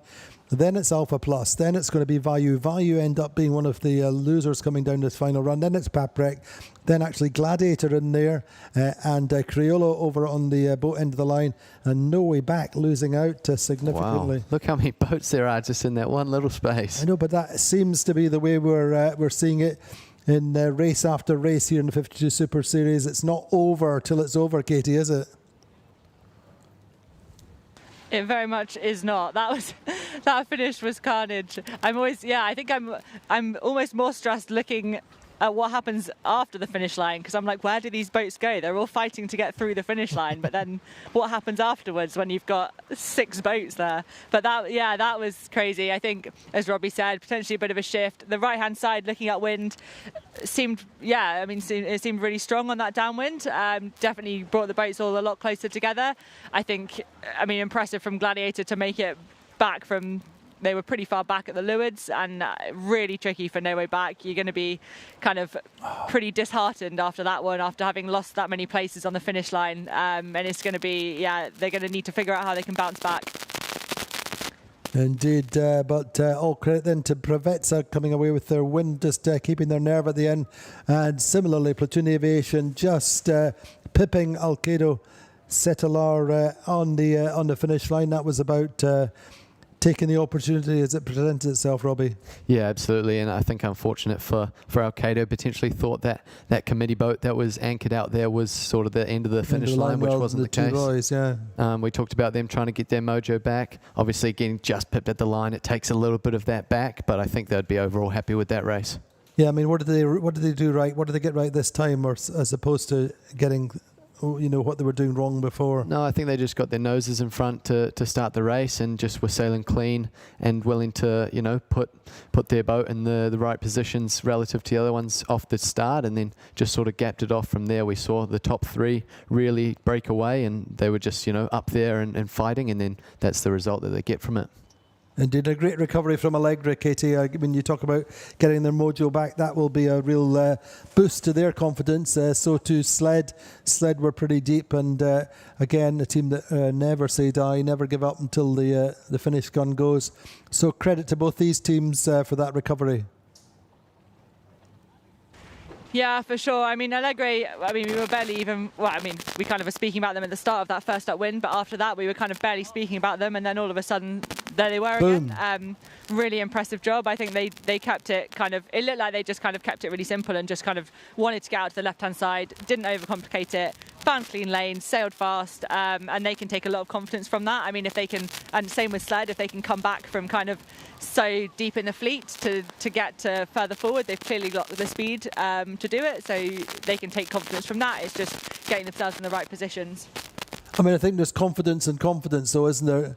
I think there's confidence and confidence, Robbie, when you kind of you make a big play in that final run and it pays off, it gives you the result, but you're also analysing what was going wrong before that, aren't you? Yeah, exactly. It's almost a double confident, right? Because you sort of had the perspective, and the feeling that you were at the back of the fleet, and then you end up at in the front bunch. So yeah, it sort of doubles down, doesn't it? You're trying to work out what you were doing wrong that brought you down in the back of the fleet in the first place. That's much more productive, proactive than how you made that final gain that gave you a decent position. But anyway, all credit to Allegre. They needed a good score, and so too Sled. Sled were pretty deep in that race at some points, weren't they?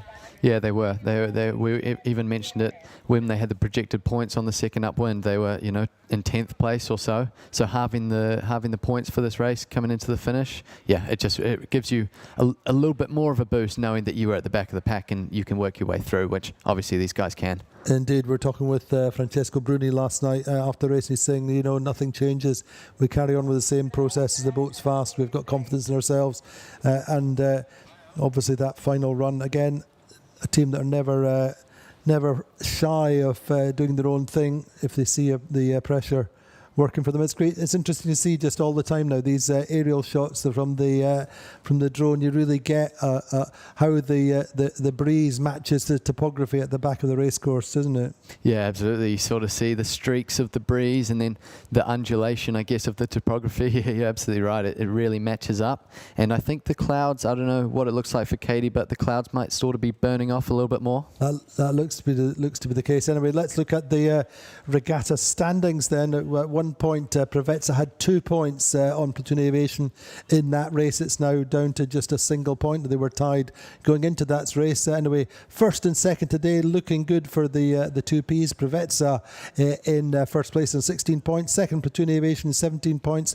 Vayu third on 25. They have a 7-point gap to Trinity Racing, moving up this table by virtue of that 6th place in that race, and Crioula in 5th, Paprec in 6th, Sled in 7th. Now they were 10th, weren't they, in the earlier on in the day, so things moving slightly better for them.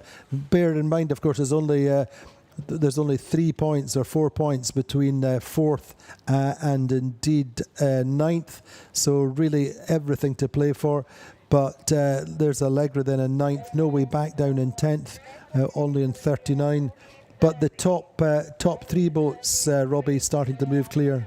Yeah, really, really nice. You see the scoreline is quite consistent, or definitely relative to the rest of the fleet. No big double-digit numbers for either of those front 3 boats, so doing a really nice job of just being consistent on their scorecard. Indeed, but some work to be done. But certainly things moving in the right direction for Sled, I would say. Paprec a little bit not happy with that 9th place. Yeah, absolutely. They sort of dropped back in that sort of race. We saw them off the start and we talked about it. They were just sort of in the pocket and not able to catch free. So that meant they were fighting at the back of the pack, hence the 9th for Paprec. But you mentioned sort of potentially a bit of momentum for Sled as well. Indeed then, so that was race 5, the midpoint of our 10 race regatta. Let's look at the season standings now. Well, there's just a single point now between Platoon Aviation and Sled. Platoon Aviation, though, have taken over the season standings lead at the midpoint of this regatta. They're 1 point ahead of Sled. Alkedo correspondingly have jumped back into 3rd after Paprec's 9th in that race, and they're 3rd, so good work from the Italians. Then Trinity Trinity Racing 9 points behind. No Way Back 4 points behind Trinity Racing. A single point between No Way Back and Preveza. Preveza moving up the table too. Alpha Plus in 8th, Crioula 9th, Vayu in 10th, Allegra in 11th, and Gladiator in 12th. That is the standings for the 2026 season at the midpoint of this regatta here in Puerto Calero. And now that will be 15 races left in the season. It doesn't sound like very much now, Robbie, does it? No, it doesn't, and especially for these teams trying to capture every little point with only 15 races after, a whole season, a whole year of racing. It's but really it also just seems like yesterday that we were in Puerto Portales, but that's the way these seasons roll. We've got a nice big gap between now and Valencia. But anyway, we'll take a little bit of a break before we go into race number 6. Join us again in a few minutes.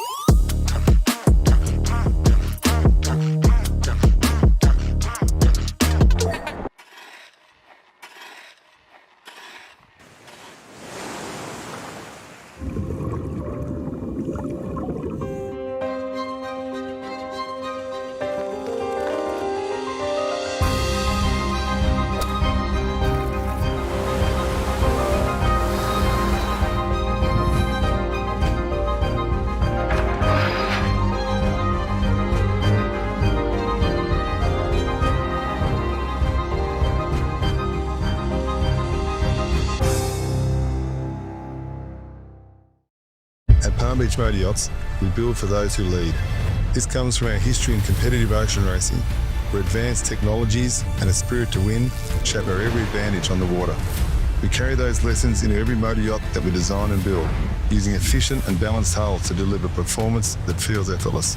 Paired with meticulous craftsmanship and engineering, it creates a quiet confidence you can sense the moment you take the helm. Palm Beach Motor Yachts, from ocean racing innovation to cruising perfection.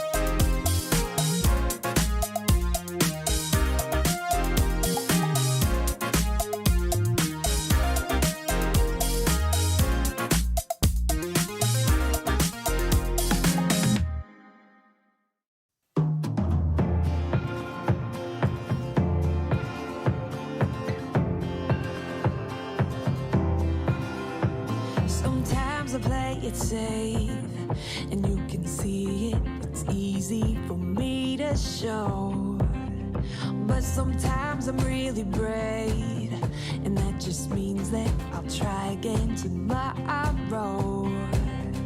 It's my dark created mountains where the valleys used to be. Gotta change perspective if I really want to see that sunrise over the water. I swam over and under, get lost in all the wonder, never call it quits, no. When life hit me apart, I went faster and farther. I just gotta remember I was made for this.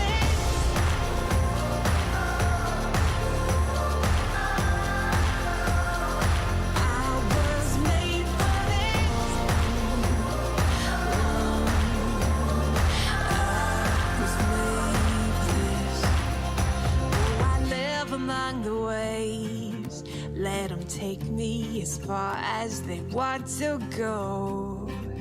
And it's time for me to say, they won't break me, I'm braver than I know. It's my dark created mountains where the valleys used to be. Gotta change perspective if I really want to see it.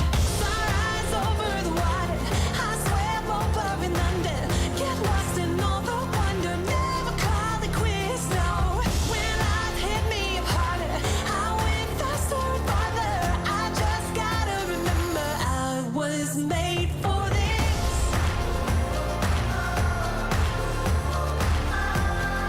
Oh, such a time as this.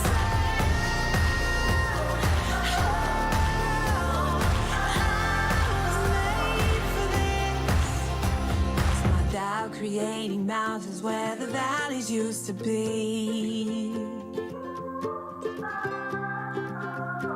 and all the things I thought I knew were changing like the seas. Yeah, but I have overcome it all and I'm still here. Oh, I gotta change perspectives if I really want to see.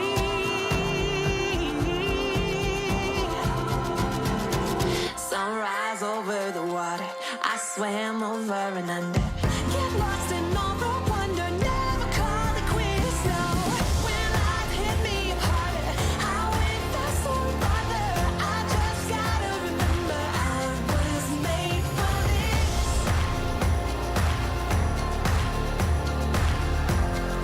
Oh, such a time as this.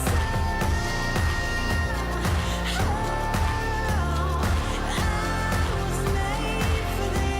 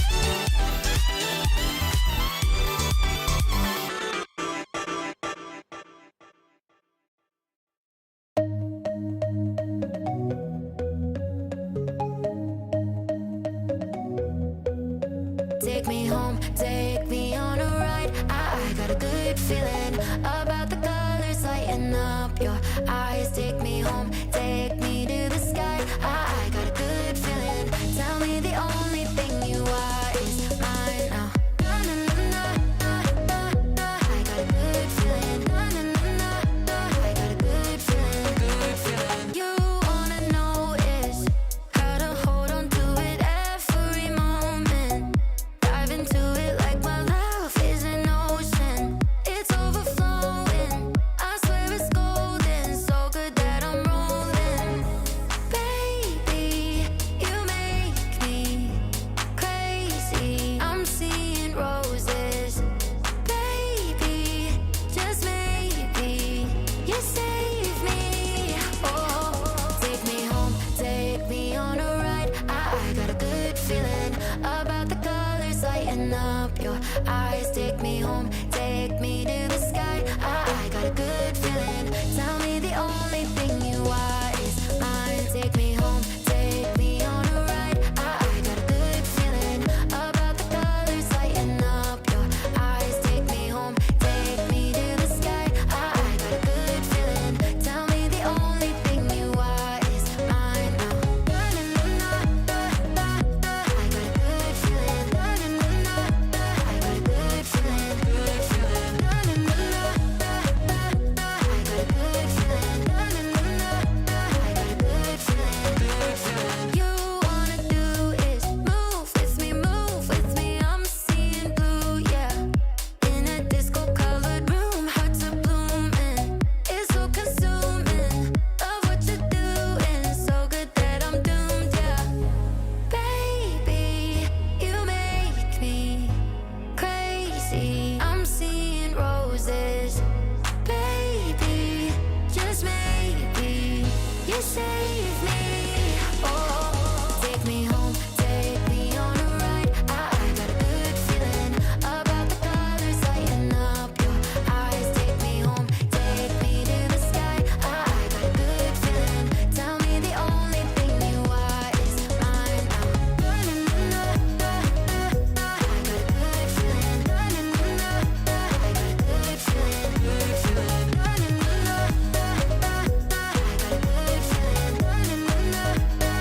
good feeling. Good feeling.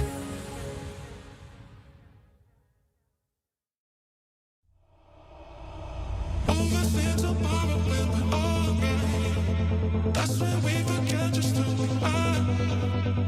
Make us come together and it's alright. That's when you remember who you are. Overthink tomorrow and it's alright.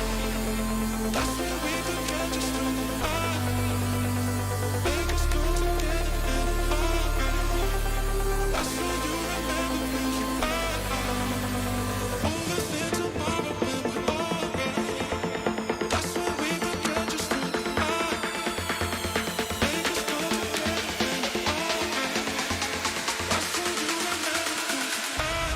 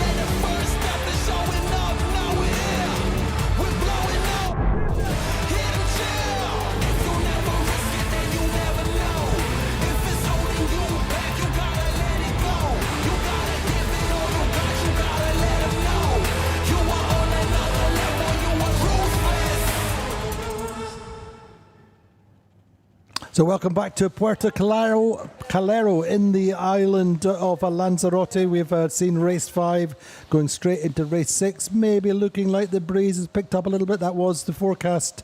Katie Dabson on the water. Hello. Yeah, I mean, it's definitely breezed up a bit. I've had to put my trousers on as well as just my jacket. But yeah, the breeze is up, the sea state is getting up. I think it's going to be a bit of a different race course this time. I think it's going to be, they're going to have to be setting the boats up for a bit more breeze. A bit harder to sail the boats through this chop. A little bit, yeah, breezier on the upwinds and downwinds, probably a bit more stacked towards the back of the boat in terms of weight downwinds. It's going to be fruity. Indeed, and it looks like the skies have cleared. There's less cloud around, there's some blue sky around. It makes a slightly more technicolor picture, but I think there's a little bit of thermal enhancement in the breeze as well. Perhaps it's looking great, Robbie. Yeah, that's right. It's nice to see the breeze up a little bit. I think it's a bit of a decision-making time for these boats as well, if they want to sort of stick with their configuration and their sail package that they had for that first race, or whether they want to change. I know that, 16 knot mark, which I think is around about what we have at the moment, is sort of that crossover between that J2 and J3. So a bit of decision time for these teams, Andy. Indeed, but the decisions will have been made, and indeed, I guess in big picture, they look at how the wind will trend for the day, make their sail choices, or certainly set up the chase boats for their preferred sail choices earlier in the day, and then it's the final decisions have been made. But what's your view on that, Katie?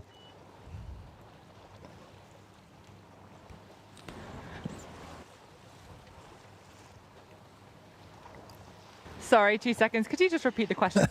I was just asking about sail choices. Well, what are we thinking at the moment? We're just on kind of 15, 16 knots. Yeah, I think it's going to be a tricky one because the forecast is meant to continue to build. So it's kind of the decision between, do you race in what you've got now and hope that the breeze stays, or do you kind of hedge your bets and expect it to build a little bit more? The races are an hour long, so you are kind of having to predict what's going to be the case for kind of the whole race, not just what you've got now. But yeah, they definitely would have been having conversations. I didn't see any, there wasn't any main changes or anything like that. So yeah, I think it's just, they've kind of clearly made the decisions early, happy to stick with it, and just going to make the most out of what setup they're on. So we're just starting to see the fleet set up, trying to position themselves on the line at 1 minute 15 to go. Crioula at the pin end of the line once again. Paprec down here, Vayu down here this time. And then a little bit of a gap. Gladiator down here as well, trying to find themselves a gap. Then a little bit busier up at the committee boat end of the line, Robbie. Yeah, it is a bit busier up at that boat end, but just looking at these boats at the pin, they're really, really tight on this pin lay line for me, so they'll just want to keep it as high as possible. They are a little bit further back with about 45 seconds to go, but sort of that middle is really, really congested. So look to see a Platoon Aviation and Alkedo Settler, see who really comes out of that middle pack, Andy. Certainly Settler, Alkedo Settler seem to have got themselves a nice bunched out and got a little nice spot there. Got a little bit of runway to leeward relative to Platoon Aviation and Crioula here in the foreground. Vayu quite bow forward on the fleet, maybe a little bit vulnerable depending on when the fleets start to move. Up at the top end, once again, well, Trinity Racing are there.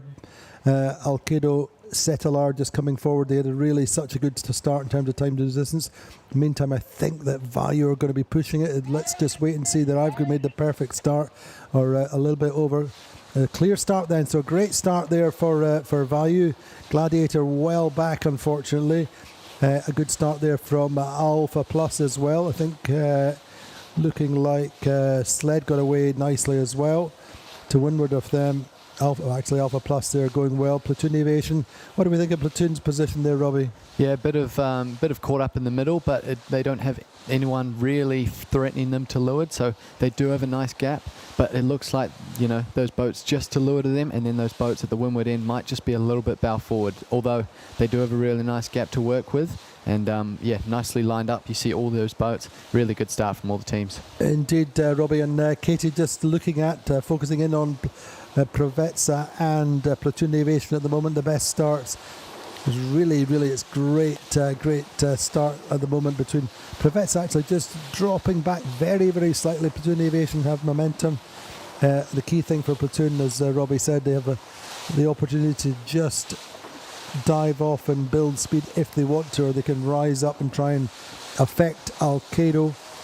No Way Back are our early leaders with Sled just to weather off them. Great fly past there. Start to see actually Paprec affecting Vayu. Yeah, well, didn't expect to see that. We didn't, not with Vayu. Wonder whether Vayu just hesitated and thought they were over. Just didn't really capitalise, having got themselves into position on the line. Unfortunately, they weren't going super fast, Katie, were they? Yeah, I think that is literally the prime example of being a bit close to the line and having to trigger a bit later and doing a bit of a slower trigger versus having a bit more time and accelerating early. And that's literally the prime example of what happens after a minute of lane holding. The boat that's accelerated a bit later and going fast at the go, they just have the momentum and they just carry on the speed, and it means that the boat that's accelerated later ends up probably getting spat out the back because they really struggled to hold that lane. And unfortunately, Gladiator not just really getting a start at all, having come away from their favoured position at the windward end of the line, found themselves battling to try and get a space on the line, ended up being late and they're a long way back. Meantime, it's Trinity going out to the big right tack for them at the moment, going out to the right of the upwind. Yeah, really interesting decision from Trinity there. It looked to me like they had a lane just with Sled just to lure to them, but they decided actually, I want to tack out. Here we go. As we just look at the screen now, Andy, really tough spot for Provezza. So they just got really caught up. The Alkedo did a nice job to creep up and be in their dirty air, and then Provezza had to do a really slow tack there. So tough loss for them. But just as I was saying with Trinity, interesting to see that their strategy is to go out to that right-hand side. It's a long way across there, but we've seen that before. This has been their modus operandi many, many times this year. Maybe thinking the breeze is a little bit more even on this racetrack now. Yeah, potentially just with that cloud cover burning off, it sort of evens up the game. Yeah, certainly looks quite even on the tracker, doesn't it? It does. These boats, there's sort of hung in there on the starboard board, are sort of all sort of even. Sled and No Way Back having a bit of a dominant position, but yeah, it is quite even as we head up to sort of the halfway point in this first beat. So a small change in there. Good to see Sled up in in a strong position early on in this race. Platoon Aviation in third. I was just thinking about it. So Provezza really have got some work to do, not able to get themselves into decent lane for the moment. Yeah, it was a tough tack that they had to do, so they'll have to work their way out. But I was thinking about Sled after that first race. I think they'll take a little bit of momentum. Obviously, it was just a fifth, so nothing to fully write home about for their team and their sort of performance, but I think it's just a little bit of momentum for them. Provezza attacking again, Katie. Just trying to get out to that right side. Now, for me, actually, Trinity Racing already looking good on that right side there. And sailing high and fast and in a big clear lane. Now then, let's see what happens with this main group. I think certainly there's a little bit of a right-hand breeze, just looking at how Allegra are for the moment, for example. Seem to be bow up. Yeah, I think they are. And I mean, most of the boats are on starboard tack, and you see Trinity out to that far right-hand side, so I think you can expect them to gain a little bit out of this right-hand pressure, but we saw after the first race, or during the first race, that left potentially does have the potential to come back in. Certainly come back in the further up the course you go, but let's wait and see.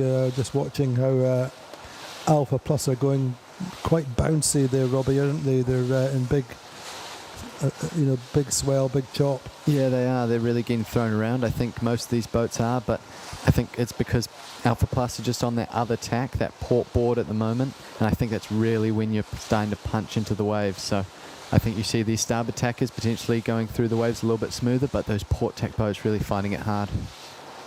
Indeed, just watching Trinity Racing there. going fast and directly into the waves, as it were. It's just slightly across. It's not affected them as much. But on board there, Joachim Sundberg, then the owner-driver, as ever, looking cool, calm and collected, doesn't get stressed easily.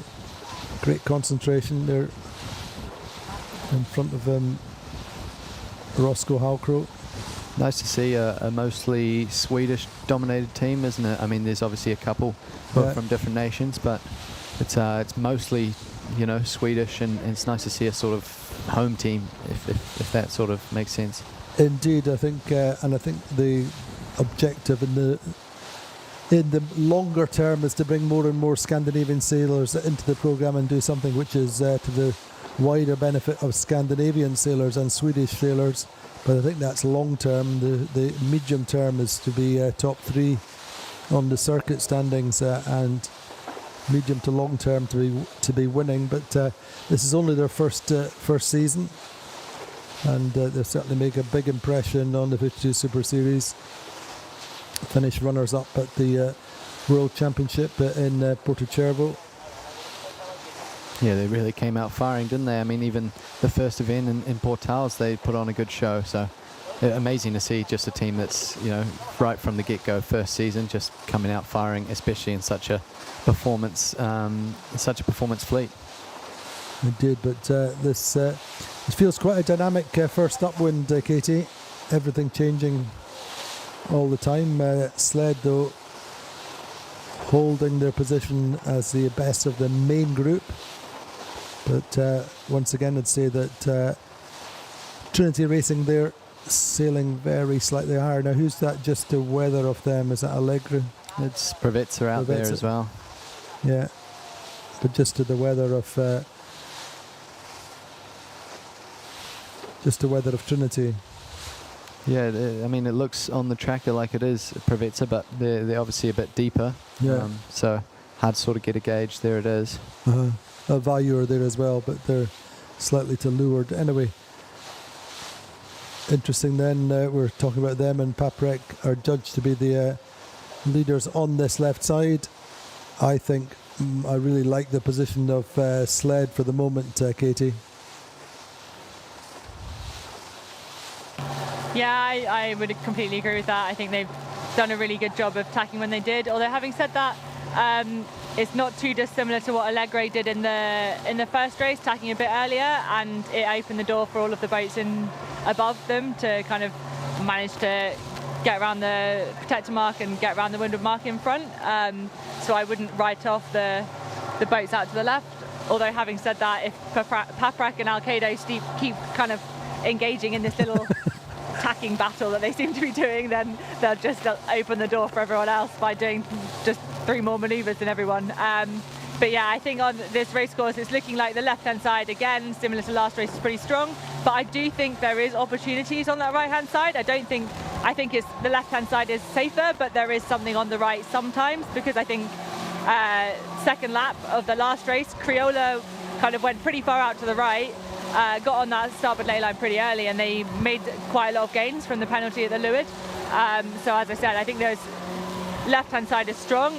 Let's keep an eye on where the boat's out far left, no way back, like especially no way back. I think keep an eye on no way back versus Sled, because I think that's going to be potentially quite a tight and interesting one to see who's picked the better lane to tack back in, basically. Who's picked the better time, the better shift to tack back in. Indeed, once again, I guess from the left, that protector mark, the ley line to the protector mark is again critical. Yeah, for sure, and I think it doesn't look like anyone's gone as aggressively over it as they did in the last race. Everyone seems to be a little bit more comfortable on it, but I still do think it is quite an important tactical part of a very important tactical part of the race, and I would expect some of the teams to be using it to their advantage and trying to get close to it and really trying to kind of jostle for position so that they've got no one overlapped or anything like that. It's interesting, Robbie, that Preveza had to tack out to get clear air, and they've done that.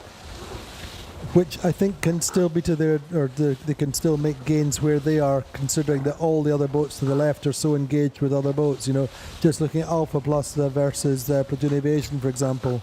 Yeah, absolutely. I think for both Preveza and Trinity, who were on that right-hand side, I think as they were sort of coming back across the fleet, we're potentially seeing a bit of a left-hand shift now. So a bit of a consolation, a bit of a concede from both those boats. But just on Trinity there, I think there was a reason why Ed Baird and team wanted to get out to that right-hand side early. Katie mentioned that, you know, potentially early right and sort of top left is potentially the game plan. Indeed, well, let's wait and see how that plays out. But it's fascinating stuff at the moment. Good breeze. Platoon Aviation fighting here with the boys on Alpha Plus. Alpha Plus just trying to hold their lane. Nick Egnott Johnson keeping the bow up as best as he can. Keep the power on. Under pressure from Platoon Aviation, just allured Robbie. Yeah, really in a tight spot there, but fortunately they've got a little bit more breeze, so they can potentially put it in a bit of a high mode and sort of keep that power, can't they? Just with a little more pressure, then they can just sort of stay there and live, but very tough spot for them. Very tough spot for them, and not easy either for Platoon Aviation, though they're up in third for the moment.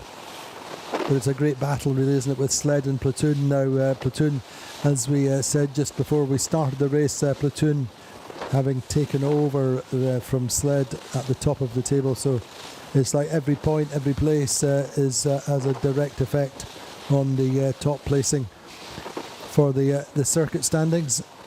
It was ever thus, but so too the battle between for third between Paprec and Alkedo Vitamina.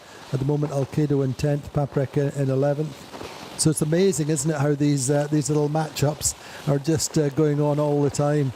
When there you go, projected points for this regatta. If positions stay the same through the finish line, it would be Platoon Aviation leading by certainly 4 or 5 points at the moment, but there's a long way to go in this race. We're only just over halfway up, just started to think about the final approach into the top mark. Trinity Racing then potentially leading at the moment. Certainly got plenty of breeze there, Robbie, don't they? Yeah, absolutely. Everyone's full stack, full hike, and you see the main sheetmen have to work very hard. You know, in these puffs, you don't want to heel over a lot. You really want to help out the driver who's trying to not use as much helm as possible. So it's a real fine game of easing, and then, you know, once you sort of get level and that mast comes up right again, you really want to get that power in the boat. So everyone working really hard to get through what is, you know, a little bit more puff and a bit of trickier conditions now.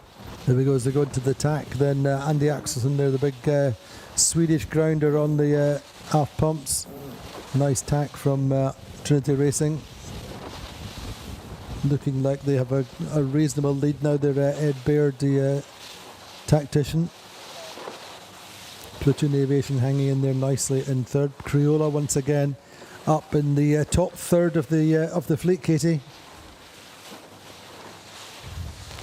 Yeah, I think what Crioula have done really nicely is both races today, they've started the most kind of pin-end boat, and I'm pretty sure they did in this race as well, but yeah, they've kind of like managed to give themselves space to be able to sail their own, sail fast on the bottom of the pack, and it just meant that they have kept clear of everyone and actually managed to get out to the left-hand side, which, as I said, it's the left-hand side. I would say it's a safe side.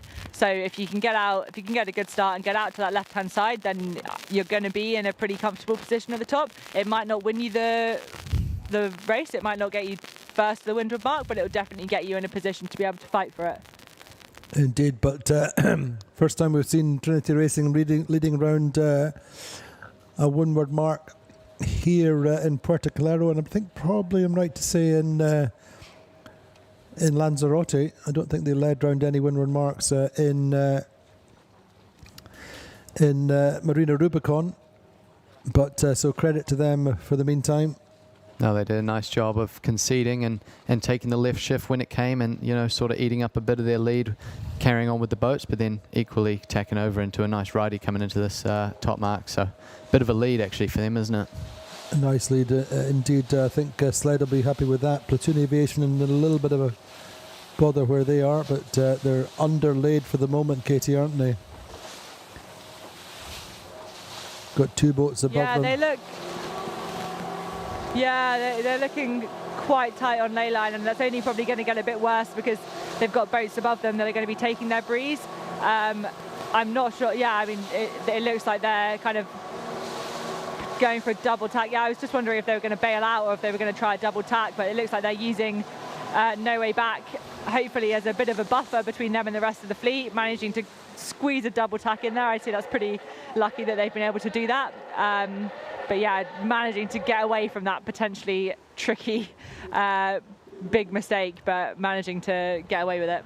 They're still not out of it there with No Way Back. That's really, really close, isn't it? They're really tight on that lane line as well. They are indeed. I don't think Terry will be giving much away there, but penalty for Preveza we're just hearing. Not sure what happened there, but that's really going to open the door for Platoon Aviation in terms of the regatta overall. But a really messy windward mark. Just starting off with Platoon Aviation kind of underlaying. But very different to what we've seen so far. And in fact, Alkedo ending up coming around in last place, Katie. Yeah, they had Gladiator a having to take a penalty, yeah. with, Sorry, go on. oh man, no, that's not ideal. Yeah, I think with Platoon, for example, having to do that double tack, No Way Back coming in quite late on port, it just really, really compresses everyone on that starboard ley line, and it just makes it really, really tricky. And it's that's why we see so many penalties, because the boats are so compressed and they're still trying to maneuver and trying to get kind of the best positions. And yeah, that's why we see penalties, and it takes a lot of good communication, and it takes a lot of kind of quick thinking and quick communication to be able to get out of those situations scot-free. Indeed, so tough for Preveza having to get a penalty there, and all to the credit of Trinity Racing and Sled. Sled really going nicely there, great shots, bows on of the world champion. Yeah, really opening it up, aren't they, and coming with the swell, so a beautiful shot of Sled, especially with the fleet behind them as well. I think they like these conditions. Just to correct ourselves, we heard there was a penalty to Preveza. Penalty was on Gladiator. Obviously, we saw them taking that penalty. Apologies to Preveza fans, but Sled fans, they'll be super happy then. Great shots on the bow of the world champions boat. Platoon Aviation will be moving 2 or 3 points clear. Trinity Racing moving up to third, overtaking Vayu. Could be heading for their second podium of the season, but credit to Crioula, they're really going really nicely. Yeah, not surprising to see Trinity Racing, take an early jibe, let everyone sort of come to the right-hand side of them, and then put in a bit of a blocking jibe, bit of a defensive jibe in, just to stay in touch with the fleet, but then still sort of consolidate on your lead. So not surprising to see them just below the fleet there, Andy. Indeed, Allegra having a good upwind, getting around that top mark in good shape. Looking like a much better day, Katie, for Andy Soriano and the team. Yeah, I think so far on leg 2 of this race, that was a very bold call this early on. But yeah, I mean, they're definitely a lot more in the mix. They had a good, last race was good. They made a really good comeback, clearly sailing the boat really well.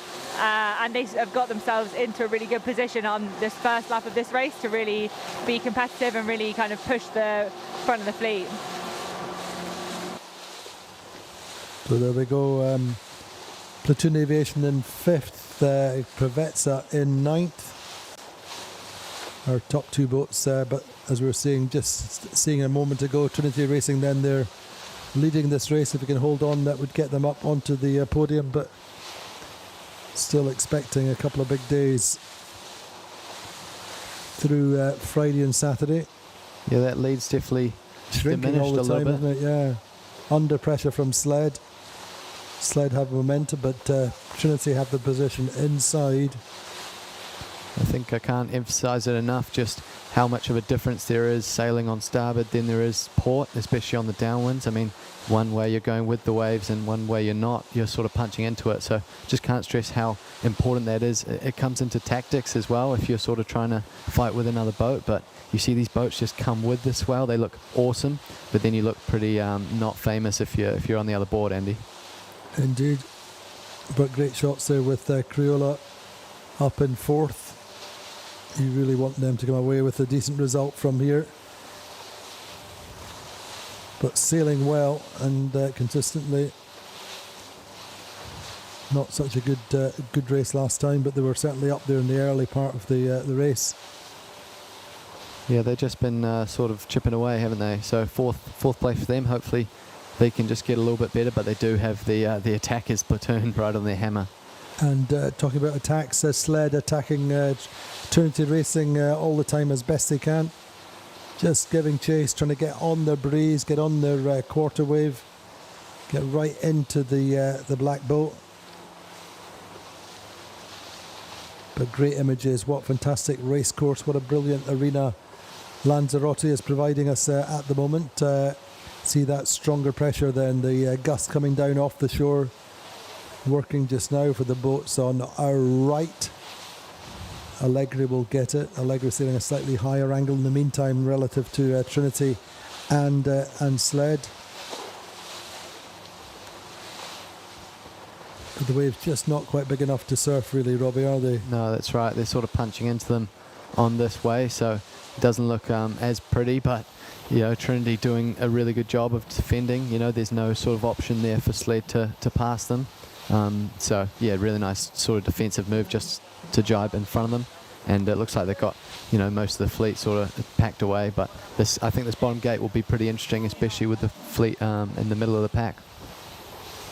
Indeed, Sled doing all they can to catch Trinity in the moment. There's only about 40 or 50 metres between them. Let's have a quick look at the Trinity crew lineup. Joachim Sindberg is the helmsman, Ed Baird, the America's Cup winning tactician, Johan Barn, Swedish navigator, has long experience in the 52 Super Series fleet, used to be originally with Platoon Aviation. Martin Stromberg is on the runners with Jake Lilly, the big Australian ex-Finn sailor. Guido Desiderato, who's the Italian main trimmer from North Sails, Italy. Roscoe Halcrow, of course, needs no introduction as America's Cup and Ocean Race winning trimmer. 3 times world champion with Platoon Aviation. Oscar Anderson is the other trimmer. Andreas Axelsson, the big grinder, along with Marcus Lakerhurst. Niels Ackerville is in the pit. Emil Forgsen in the mid-bow, and Juanpa Marcus, the hardest working bowman in show business, on the bow of Trinity Racing. New recruit recently to the team, and it's working well for the team at the moment. Just leading Sled for the moment. Just looking at this, Platoon Aviation have got themselves up to 4th, just taking Crioula down this run, Robbie. Yeah, absolutely. No, I was just going to say that exactly. I think Platoon have just sort of overtaken Crioula, just electing to jibe inside and sail a little bit less distance. Most of the boats sort of have similar boat speed around that 15 knot mark, so I think it's really going to come down to who gets the shift at the bottom here. And it looks like Platoon's nicely set up. Potentially Crioula might have a piece for this right turn. We'll wait and see. We'll wait and see on board with the Crioula team. Looks like they're sailing quite high, actually. In fact, you see the name bubbling there, just trying to depower the boat. So potentially just gone a little bit too far for this top, bottom mark. But they're going well, having a good race so far. Platoon actually seem to have got themselves through Allegri for the meantime, but let's see whether that holds. Allegri still have to jibe. Platoon and Crioula will come in the same jibe, Katie, won't they?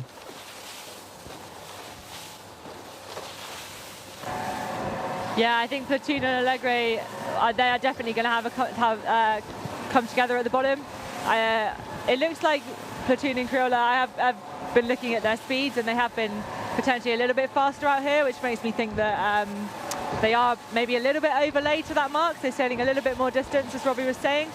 but they are on the inside for this mark. If they do want to go for a right-hand turn at the bottom, then they are in the perfect position to do so because they have all of the rights coming into the leeward marks. They have room around the mark on the likes of Allegre and all the other boats out that other side. So it's just whether they can get to the zone, to the three-boat zone before the boats on the other side, or whether they've overlaid a little bit too much and just given away a little bit too much distance. But yeah, I think we'll have to just kind of wait and see how that plays out. Certainly Platoon especially coming in with the slightly faster angle. Trinity a little bit slowed just now, going down more directly downwind. Actually Sled probably coming in slightly quicker, Robbie, on the left, going to the right mark. Yeah, that was an interesting one for me because Trinity did choose their time to jibe and probably want a right turn, but I'm surprised that Sled didn't go on top of them and give them a bit more grief. They were just happy to just go past them a couple lengths and jibe, so it does indicate to me, you're right, Andy, that Sled will take the left-hand turn and Trinity will take the right-hand one. We'll see, but Sled drop earlier, coming into the mark. The mark probably a little bit biased to the right-hand mark, looking upwind. Yeah, looks like a little bit of a puff coming down the course behind them, but it actually be quite even through the gate. In fact, both boats turning at almost exactly the same time, and Platoon Aviation will come through in third. Platoon doing a good job of just breaking that overlap as well, so all rights for them on this right-hand turn. You can't imagine anyone want to get caught up again. A little bit of a problem with the kite there, just having to do a manual drop in the end of the string drops failed. This is going to be expensive for Platoon. In the meantime, really have to get that kite under control and down the hatch. Let's potentially opening the door to Crioula, although certainly Crioula didn't have overlap before they came into the mark, did they? No, I wouldn't say so. They're getting away with it. Well, they're not getting away with it. I think Crioula getting a penalty in just the wrong point. They need to get tacked and get their penalty going. And then they're going into a sea of kites in front of them as well. This is a little bit of deja vu for the team from Brazil. And I mean, obviously they couldn't predict that Platoon Aviation were going to drop their kite in the water, but this is another drama at the leeward mark that's going to work out well for Paprec as Vayu push no way back wide. This is all working for the French team, and to a lesser degree Vayu, meantime, no way back are the losers. They're pushed way wide. However, they will get a nice tight angle, a little bit slowed as they get towards the mark. This is tough times for the no way back team. I think one of these examples of what Peter Harima was telling us earlier on the week is about the finer points of communication, the trying to just execute under pressure. That's what makes the difference in this fleet, where you've got the experience of a few years. But meantime, Sled leading at the top of the table in this race. Trinity Racing in second. It really puts emphasis on sort of your approach and tactics into the bottom marks, doesn't it, Andy? That's right. Platoon Aviation and Allegra really close. Slight split for them at the moment. Breeze look to be very slightly lighter where Platoon Aviation are. In the meantime, in terms of the regatta standings, Platoon Aviation in fourth and Provezza still down in 10th. This is a tough race, the worst race yet for yes, indeed, just as I was saying, the worst race yet for Provezza. Just when Robbie was saying the previous race, they still hadn't won in double digits. They are in 10th for the moment. So Platoon Aviation would take over the regatta lead. Provezza would be second. Trinity Racing would be in third as we progress in race number 6 here at the Royal Cup. Starting the second beat. Yes, Sled Trinity Racing and Sled just converging once again, but Sled seemed to have taken a small advantage since the leeward turn, going to that right hand mark, looking upwind.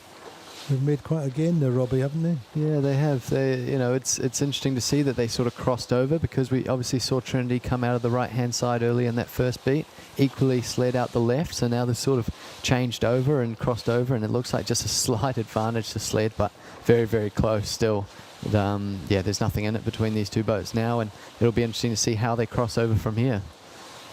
I'm sure sled will tack, but it's quite close. And there we go.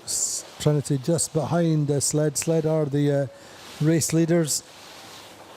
Most of maybe they're, as Robbie said, the mojo's returned. Maybe they've bottomed out in the last day, and today is the rebirth, the renaissance for sled. Yeah, most of those boats being on starboard tack, as we can have a look at the 2D here. So most of the boats on starboard, which sort of indicates that that's the phase, that's the shift currently. So really surprising to see Trinity wanting to take, that port board and really continue out to that right-hand side. Potentially they see a bit more out there, so we'll just keep an eye on that. But all these teams sailing nicely in the breeze, and it's good to see them, hiking out and really letting these boats ride. Just watching, you say, watching Vasco talking with Jordi Calafat, just discussing what they're seeing, and Jordi there, it's all about you can see this kind of in action. Vasco's briefing to us this morning, just explaining how they're thinking about the next puff, the next decisions, as they go upwind. Big Dirk the Ritter there, the America's Cup and Ocean Race winning main sheet trimmer. They're just going into their tack. Juan Villa there on the runners. Yeah, really cool to see sort of as it plays out how they talk to each other, and you saw a few hand signals just sort of pointing potentially at the breeze and how it's sort of going to shift, but really cool to see the dialogue. Probably don't have mics on board, so we can't get a full picture, but nice to see how they're sort of communicating to each other as they sail at the top of the fleet once again. Anyway, they're still working on this left side, Katie, aren't they? And why wouldn't they? They have a little bit of margin, well, not really very much to Allegri, but a bit of gap back to Alpha Plus. We still feel the left is quite strong. Yeah, they've done a really nice... Yeah, go on, Katie, sorry. Yeah, they've done a nice job of kind of keeping it simple and going out to this left-hand side. As Robbie was saying, it would be really interesting to hear the comms on the boat. I don't speak German, so I wouldn't understand it, but it would be interesting to know what they were saying anyway, just how that communication works. But yeah, I think keeping it simple, going out, not all the way committing to that left-hand side, because we do know that there is shifts. I mean, we've got a big righty at the top of the last upwind, so they've tacked back in a really good position, given themselves the opportunity to be able to take any more little shifts that come their way, and they're just now kind of trying to make their way back to the middle of the course. I do wonder if sled will kind of try and slam attack on them a bit, or go for a bit of a loose cover. I think that's probably what I would be expecting to see. And speaking about Trinity heading out to that right-hand side, they definitely favoured that last time. It is interesting how much they are willing to risk right now. I think just looking at their strategy right now, allowing the fleet to get so much leverage on them is quite a high-risk strategy for me. I don't necessarily... I personally don't know if it's necessary when we're in such a good position, but if they see something and they're going for it, then they probably know better than I do. So there we are.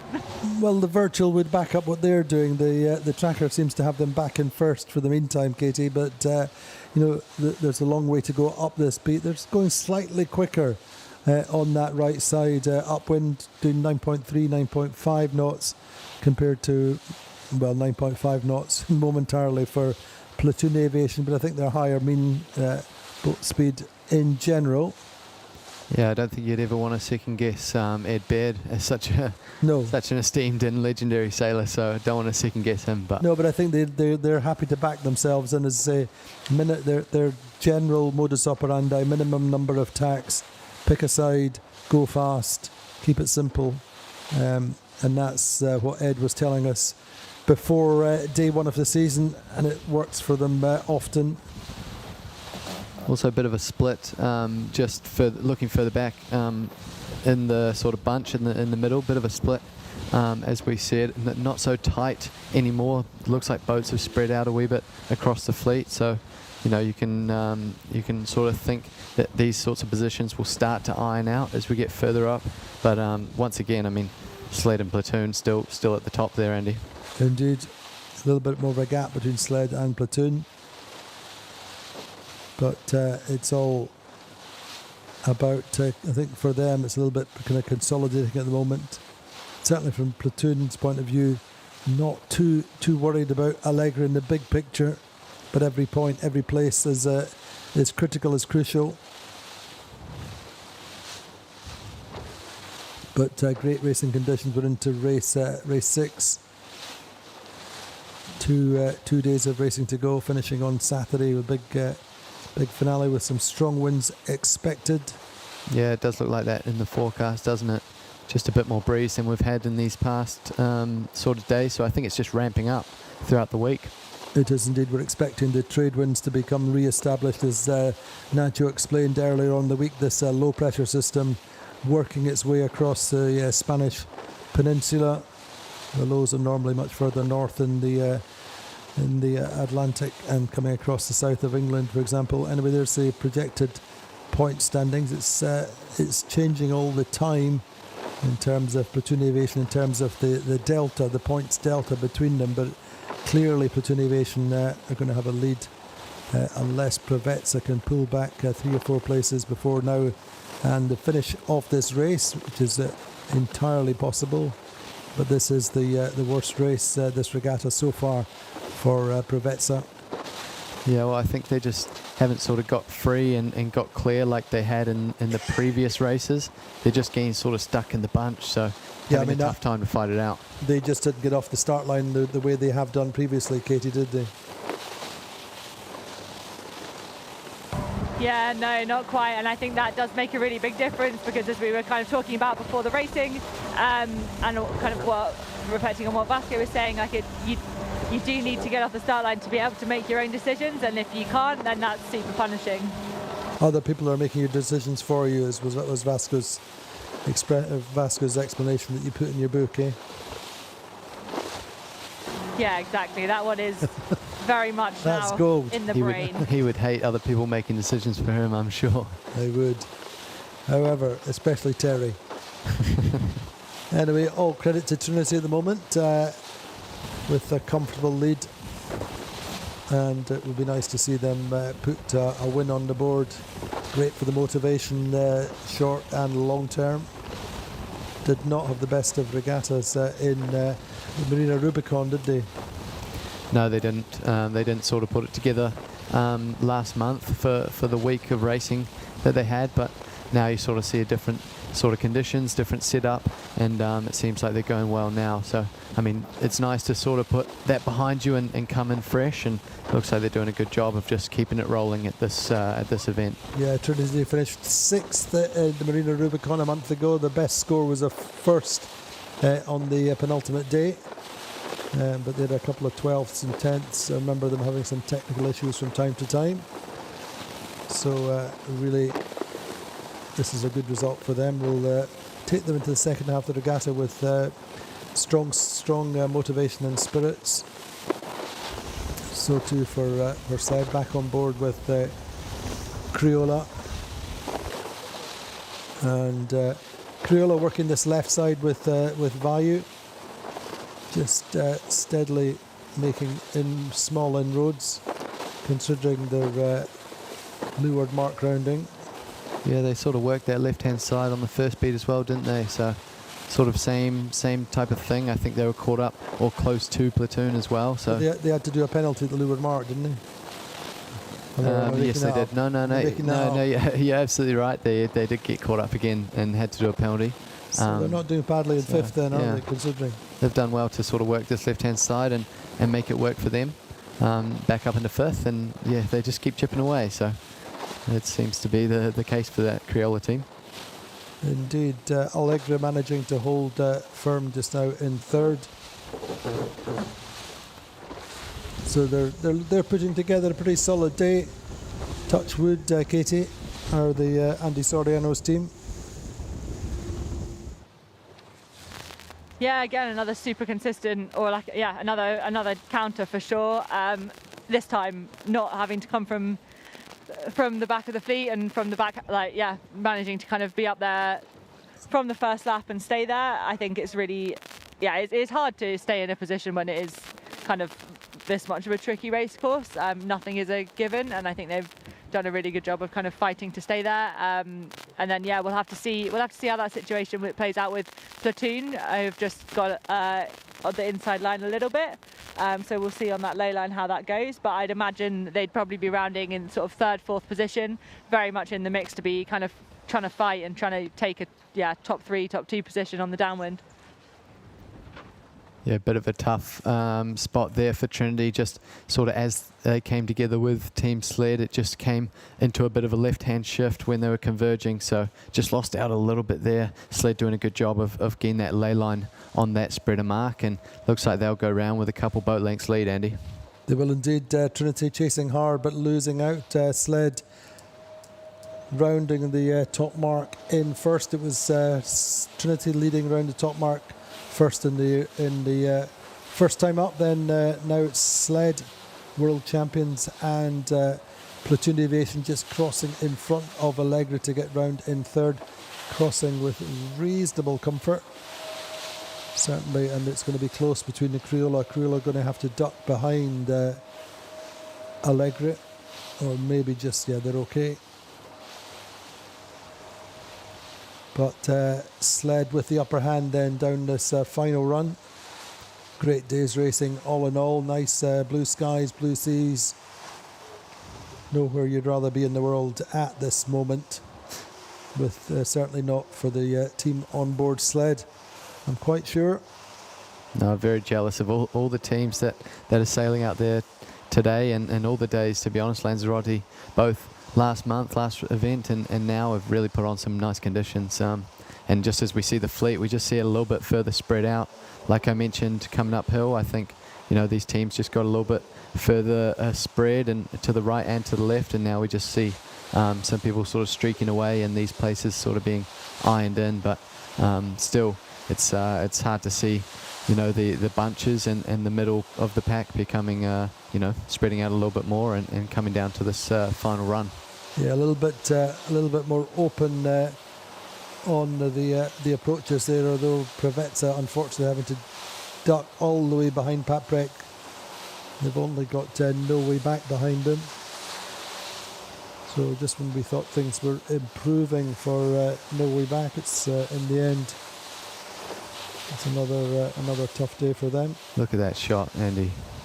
It's fantastic, yeah. You awesome. Get a great bows on shot of the Sled team. I think, yeah, no, I said it before, but I think they really, really like this sort of condition, the waves, the swell, the wind that they have, a bit more pressure. Yeah, they're thriving. That's Francesco Bruni, I think they're on the back corner with the hat just looking, calling the breeze down. Murray Jones working with them. Big Hideki Wakayama, who's the grinder there on the aft pumps.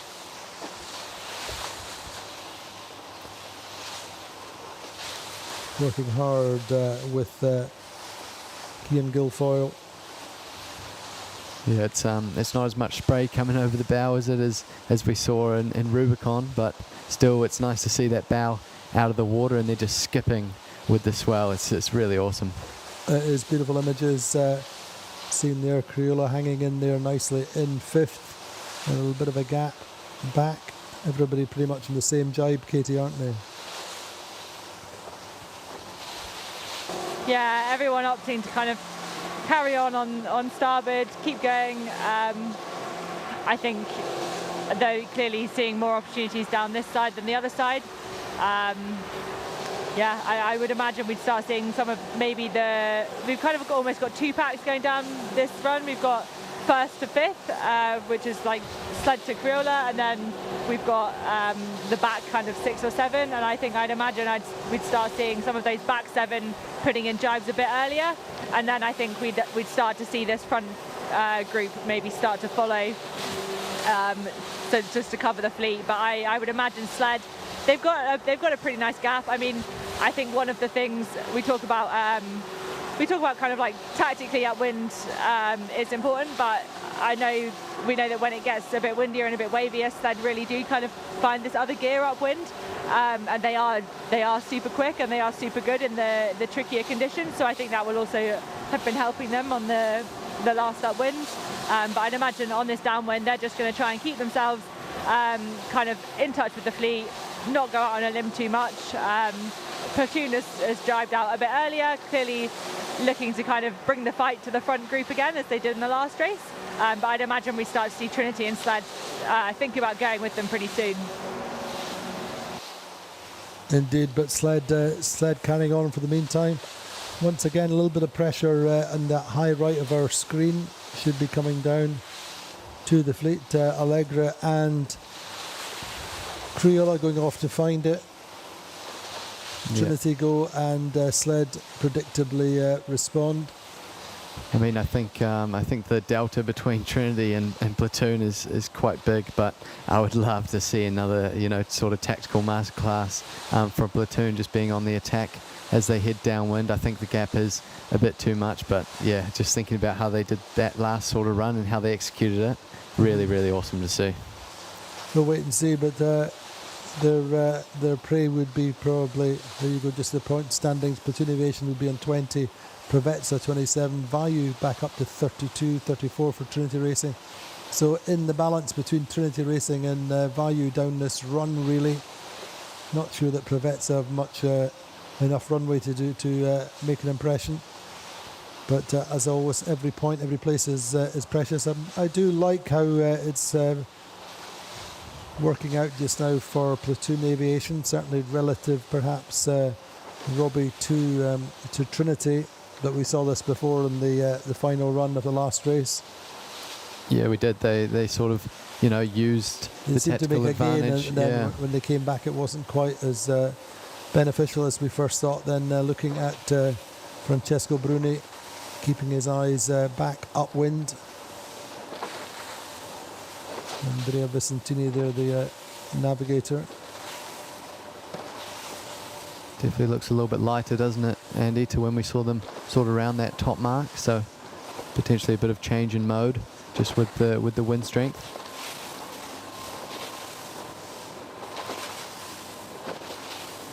I'm just watching then Big Don Cowie, the project manager and main sheet trimmer.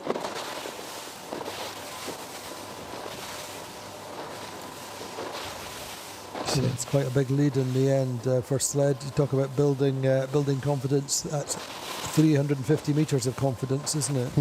Yeah, they definitely. But at the same time, momentum. watching Platoon coming down on that left side. It looks like they're a bit faster. They seem to be fast, and you can see that dark water, though, mind you, there's no shortage of speed on Trinity for the moment. But they are converging. It's all about angles, isn't it, other than just boat speed, whether Platoon Aviation can get their bow down under pressure. They're coming on to pressure now. Looking very much like they might just get ahead of Trinity Racing on this final downwind, and indeed they are just now, whether they can make this stick.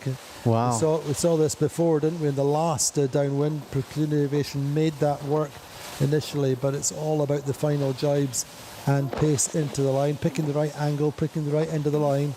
There's really nothing in it just now, only a matter of meters. Sled are well clear. They're set to pick up their first race win. They're really cool to see Platoon on the attack. They were It works the other way around now, because now you have Trinity to our right in the strong breeze, lighter breeze for Platoon Aviation. The tables could be turned once again before we get to the finish line. Yeah, absolutely. Trinity now heading out to that right-hand side, and when they do come back with Platoon, they will be running with the swell and potentially a little bit more breeze, so definitely a faster angle into their next sort of battle. So as we just see Trinity go through their jibe now and Platoon continuing, so bit different Not the best of tactic jibes now. as well for Trinity. Trinity went through a really pretty sharp angle, took a few seconds for the kite to fill. not really accelerating the way they would want to and actually coming out at quite a high angle. This may work to the advantage of Platoon Aviation. Yes. There's really nothing in it. There's only 40 or 50 metres. Meantime, an interesting jibe through a relatively narrow angle, shall we say, from sled. Everything under control, pointing more at the finish line. Just trying to sail deep and a little bit slower, but they have a big lead anyway. This will be their first race win since day one at Marina Rubicon. First breezy big day. Sled were absolutely on fire, if you remember. We thought, here we are, sled, business as usual. And it did not, unfortunately, prove to be the case. So, Robbie, this may be the pivot point as we start to see sled coming back at just the right point, although they do have their main title rival for the season, Platoon Aviation, just behind them. But massive credit then to sled, to Francesco Bruni and the team, to Murray Jones and Don Cowie, Andrea Vicentini, everybody on board. Great win for sled at just the right time, just when we were starting to get concerned. Meantime, the battle between Platoon Aviation and Trinity Racing going at it. Platoon Aviation, I think, are just going to steal second place, and Crioula not out of the race. Yeah, watch out for them. They could just get in here, coming in on starboard. Trinity Racing on port, but the momentum just running out, I think, for a Brazilian team. They're just going to end up with a good fourth place. Possibly, perhaps, maybe, but it's super close between the boats behind Platoon Aviation, who get through with that second place, having worked that left side once again. Trinity get through for third, and Crioula a very close fourth, Robbie. Yeah, very close fourth. I even thought that Crioula, if they had a piece on starboard, they really could have put the hurt on Trinity, forced them to jibe out. Obviously that wasn't the case and they jibed early. Credit to Platoon for getting in front of Trinity, but really surprising to me that they went past Platoon's line and came in really, really hot, Andy. Allegra getting through for fifth. It could have a little bit of woulda shoulda for them, but two good scores today for Allegra, Katie. Yeah, I think Allegre can be really happy with that and take a lot of confidence from that, especially the breeze is up a bit today. Going into another kind of breezier couple of days coming, I think today is a good day to have kind of rebuilt that confidence, and I think hopefully we'll see that momentum really building into tomorrow. Indeed, I mean, it's almost like they might get more confidence from that fifth or sixth or their fifth than from their previous result, having sailed consistently in that kind of position all the way through. But Gladiator here racing very, very close with Alkedo, and Alkedo just jibing away, but I think Gladiator are going to come through next for a seventh, potentially just ahead of Vayu. And a little bit of a jibe to oblivion just now for Alkedo. Vayu sneaking in there as well. Vayu sneaking, to get, I think, 8th and 9th for Alkedo Vitamina, so not quite Alkedo Setelar, I beg your pardon. Not quite able to put two good results together. And in the end, Pravetsa coming through for 10th. Yeah, their first sort of double-digit score for Pravetsa after I sort of jinxed that after that first one. A last-minute penalty there for Paprek, I think. Not sure. Oh, sorry, they have an issue with the kite. Not quite sure what's happened there, whether they lost the halyard, but they are still got some distance to go to get through the finish line. That's going to be a tough finish. No way back, come through for 11th. So food for thought for the Dutch flag team. But it's a roller coaster day, isn't it? Then Paprek just trying to get a kite up. Sorry, get a jib up. I think they've lost their kite halyard or something, potentially. But it's going to be a long, slow final. They're only like 200 metres, 150 metres from the finish line, Robbie, aren't they? Yeah, they could almost just drift down there with the swell, couldn't they? I think you want to just get through the line and get down as quickly as possible. Anyway, good to see Loic Perron. He had a back issue yesterday. He had to be off the boat for the second race, but clearly seems to be mobile. He is. They'll be upset, but Loic takes these things in his stride. In the end, just as you said, Robbie, just leave the jib down. There's no more points to be made. no more points to be lost. Indeed, coming through in 12th, that's going to be a tough one. But as we've seen so many times, that they're getting a 12th. Their main rivals for the third step in the podium are only 3 places ahead. So it's painful. It's disappointing. It's hard to take, but your main rivals are only 2 or 3 places ahead. Then that doesn't make it hurt quite as much. But Katie, great credit to the sled team.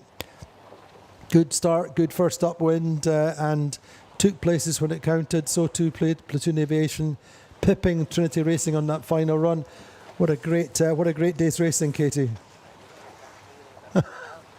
Yeah, for sure. I mean, watching Sled in that last race, that was kind of more what we're used to seeing from them. It was almost like normal order has been resumed, with them kind of racing more confidently and being more towards the front. But honestly, I'm so impressed with Platoon's like the downwind battles. They've been really like bringing the battles to the boats in front of them, no matter how big the gap is in front. I mean, both of those last downwinds, they had a pretty sizable gap between them and the boat in front of them, and they were like, nope, this is us, we've got this.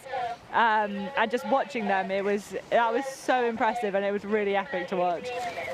I mean, it's the hallmarks of 3-time world champions, 3 times winners of the Royal Cup, and they may be shaping up to be 4 times winners of the Royal Cup. Certainly, Robbie, opening a little bit of a gap on Preveza. Some of it self-imposed by Preveza. Yeah, certainly a big delta between those two as they're trying to contend for the Royal Cup. Preveza just sort of, couldn't get out of their own way and really make it stick in this race. But I just want to say, here comes the momentum for Team Sled. I think with a bit of a building forecast in these next couple of days, I think they'll really start to get going. That's my pick, Andy. I think so. Whether they can catch Platoon Aviation for the overall, I think that's a big ask. But anyway, it's nice to see they've bottomed out, as it were. They've pivoted from yesterday and coming away with a nice, big, comfortable, consistent, confident lead. Our confident race win. Let's look at the regatta standings after that race number 6 here at the Royal Cup. It's Platoon Aviation. Well, they were locked on the same points as Preveza. Now they are 7 points clear. This is looking good for Harmuller Spreer and the German flag team going into moving into the second half of the regatta with a 7-point lead. Preveza in second. Well, Vayu on 33 points. They're now 2 points clear of Trinity Racing. Trinity, of course, led that race early on, losing 2 places. And that's the difference between their third and fourth place on the standings. Sled moving up on 36 points. The podium is very much in reach of Sled. Not sure that the regatta winners. Crioula on 36 also poised, bubbling. They could do anything from there. They could make the podium. They could make 10th or 12th between now and Saturday's prize giving.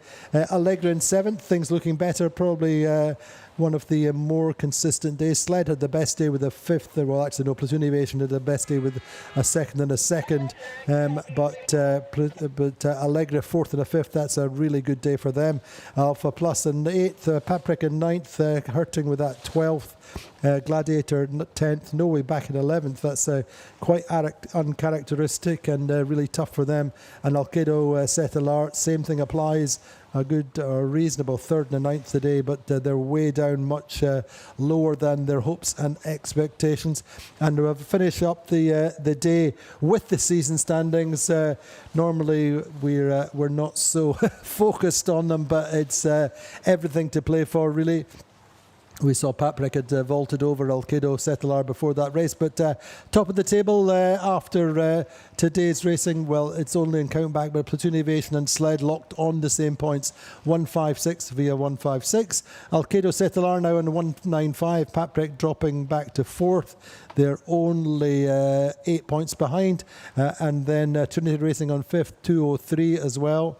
214 for Alpha Plus, No Way Back 215, 215 for Preveza, Crioula 237, Vayu 247, 254 for Legra, and 285 for Gladiator. Teasing Machine still in 13th, but unfortunately not able to race yet here at the Marina Rubicon. So that's our day's racing here.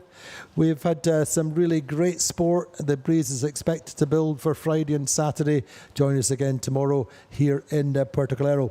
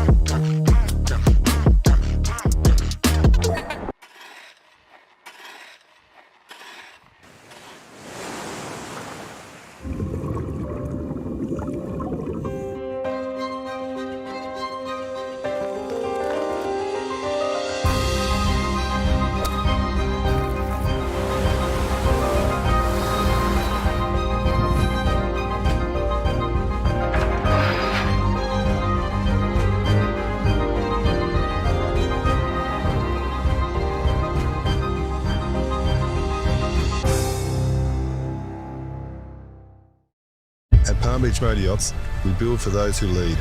This comes from our history in competitive ocean racing, where advanced technologies and a spirit to win shape our every advantage on the water. We carry those lessons into every motor yacht that we design and build, using efficient and balanced hulls to deliver performance that feels effortless. Paired with meticulous craftsmanship and engineering, it creates a quiet confidence you can sense the moment you take the helm. Palm Beach Motor Yachts, from ocean racing innovation to cruising perfection.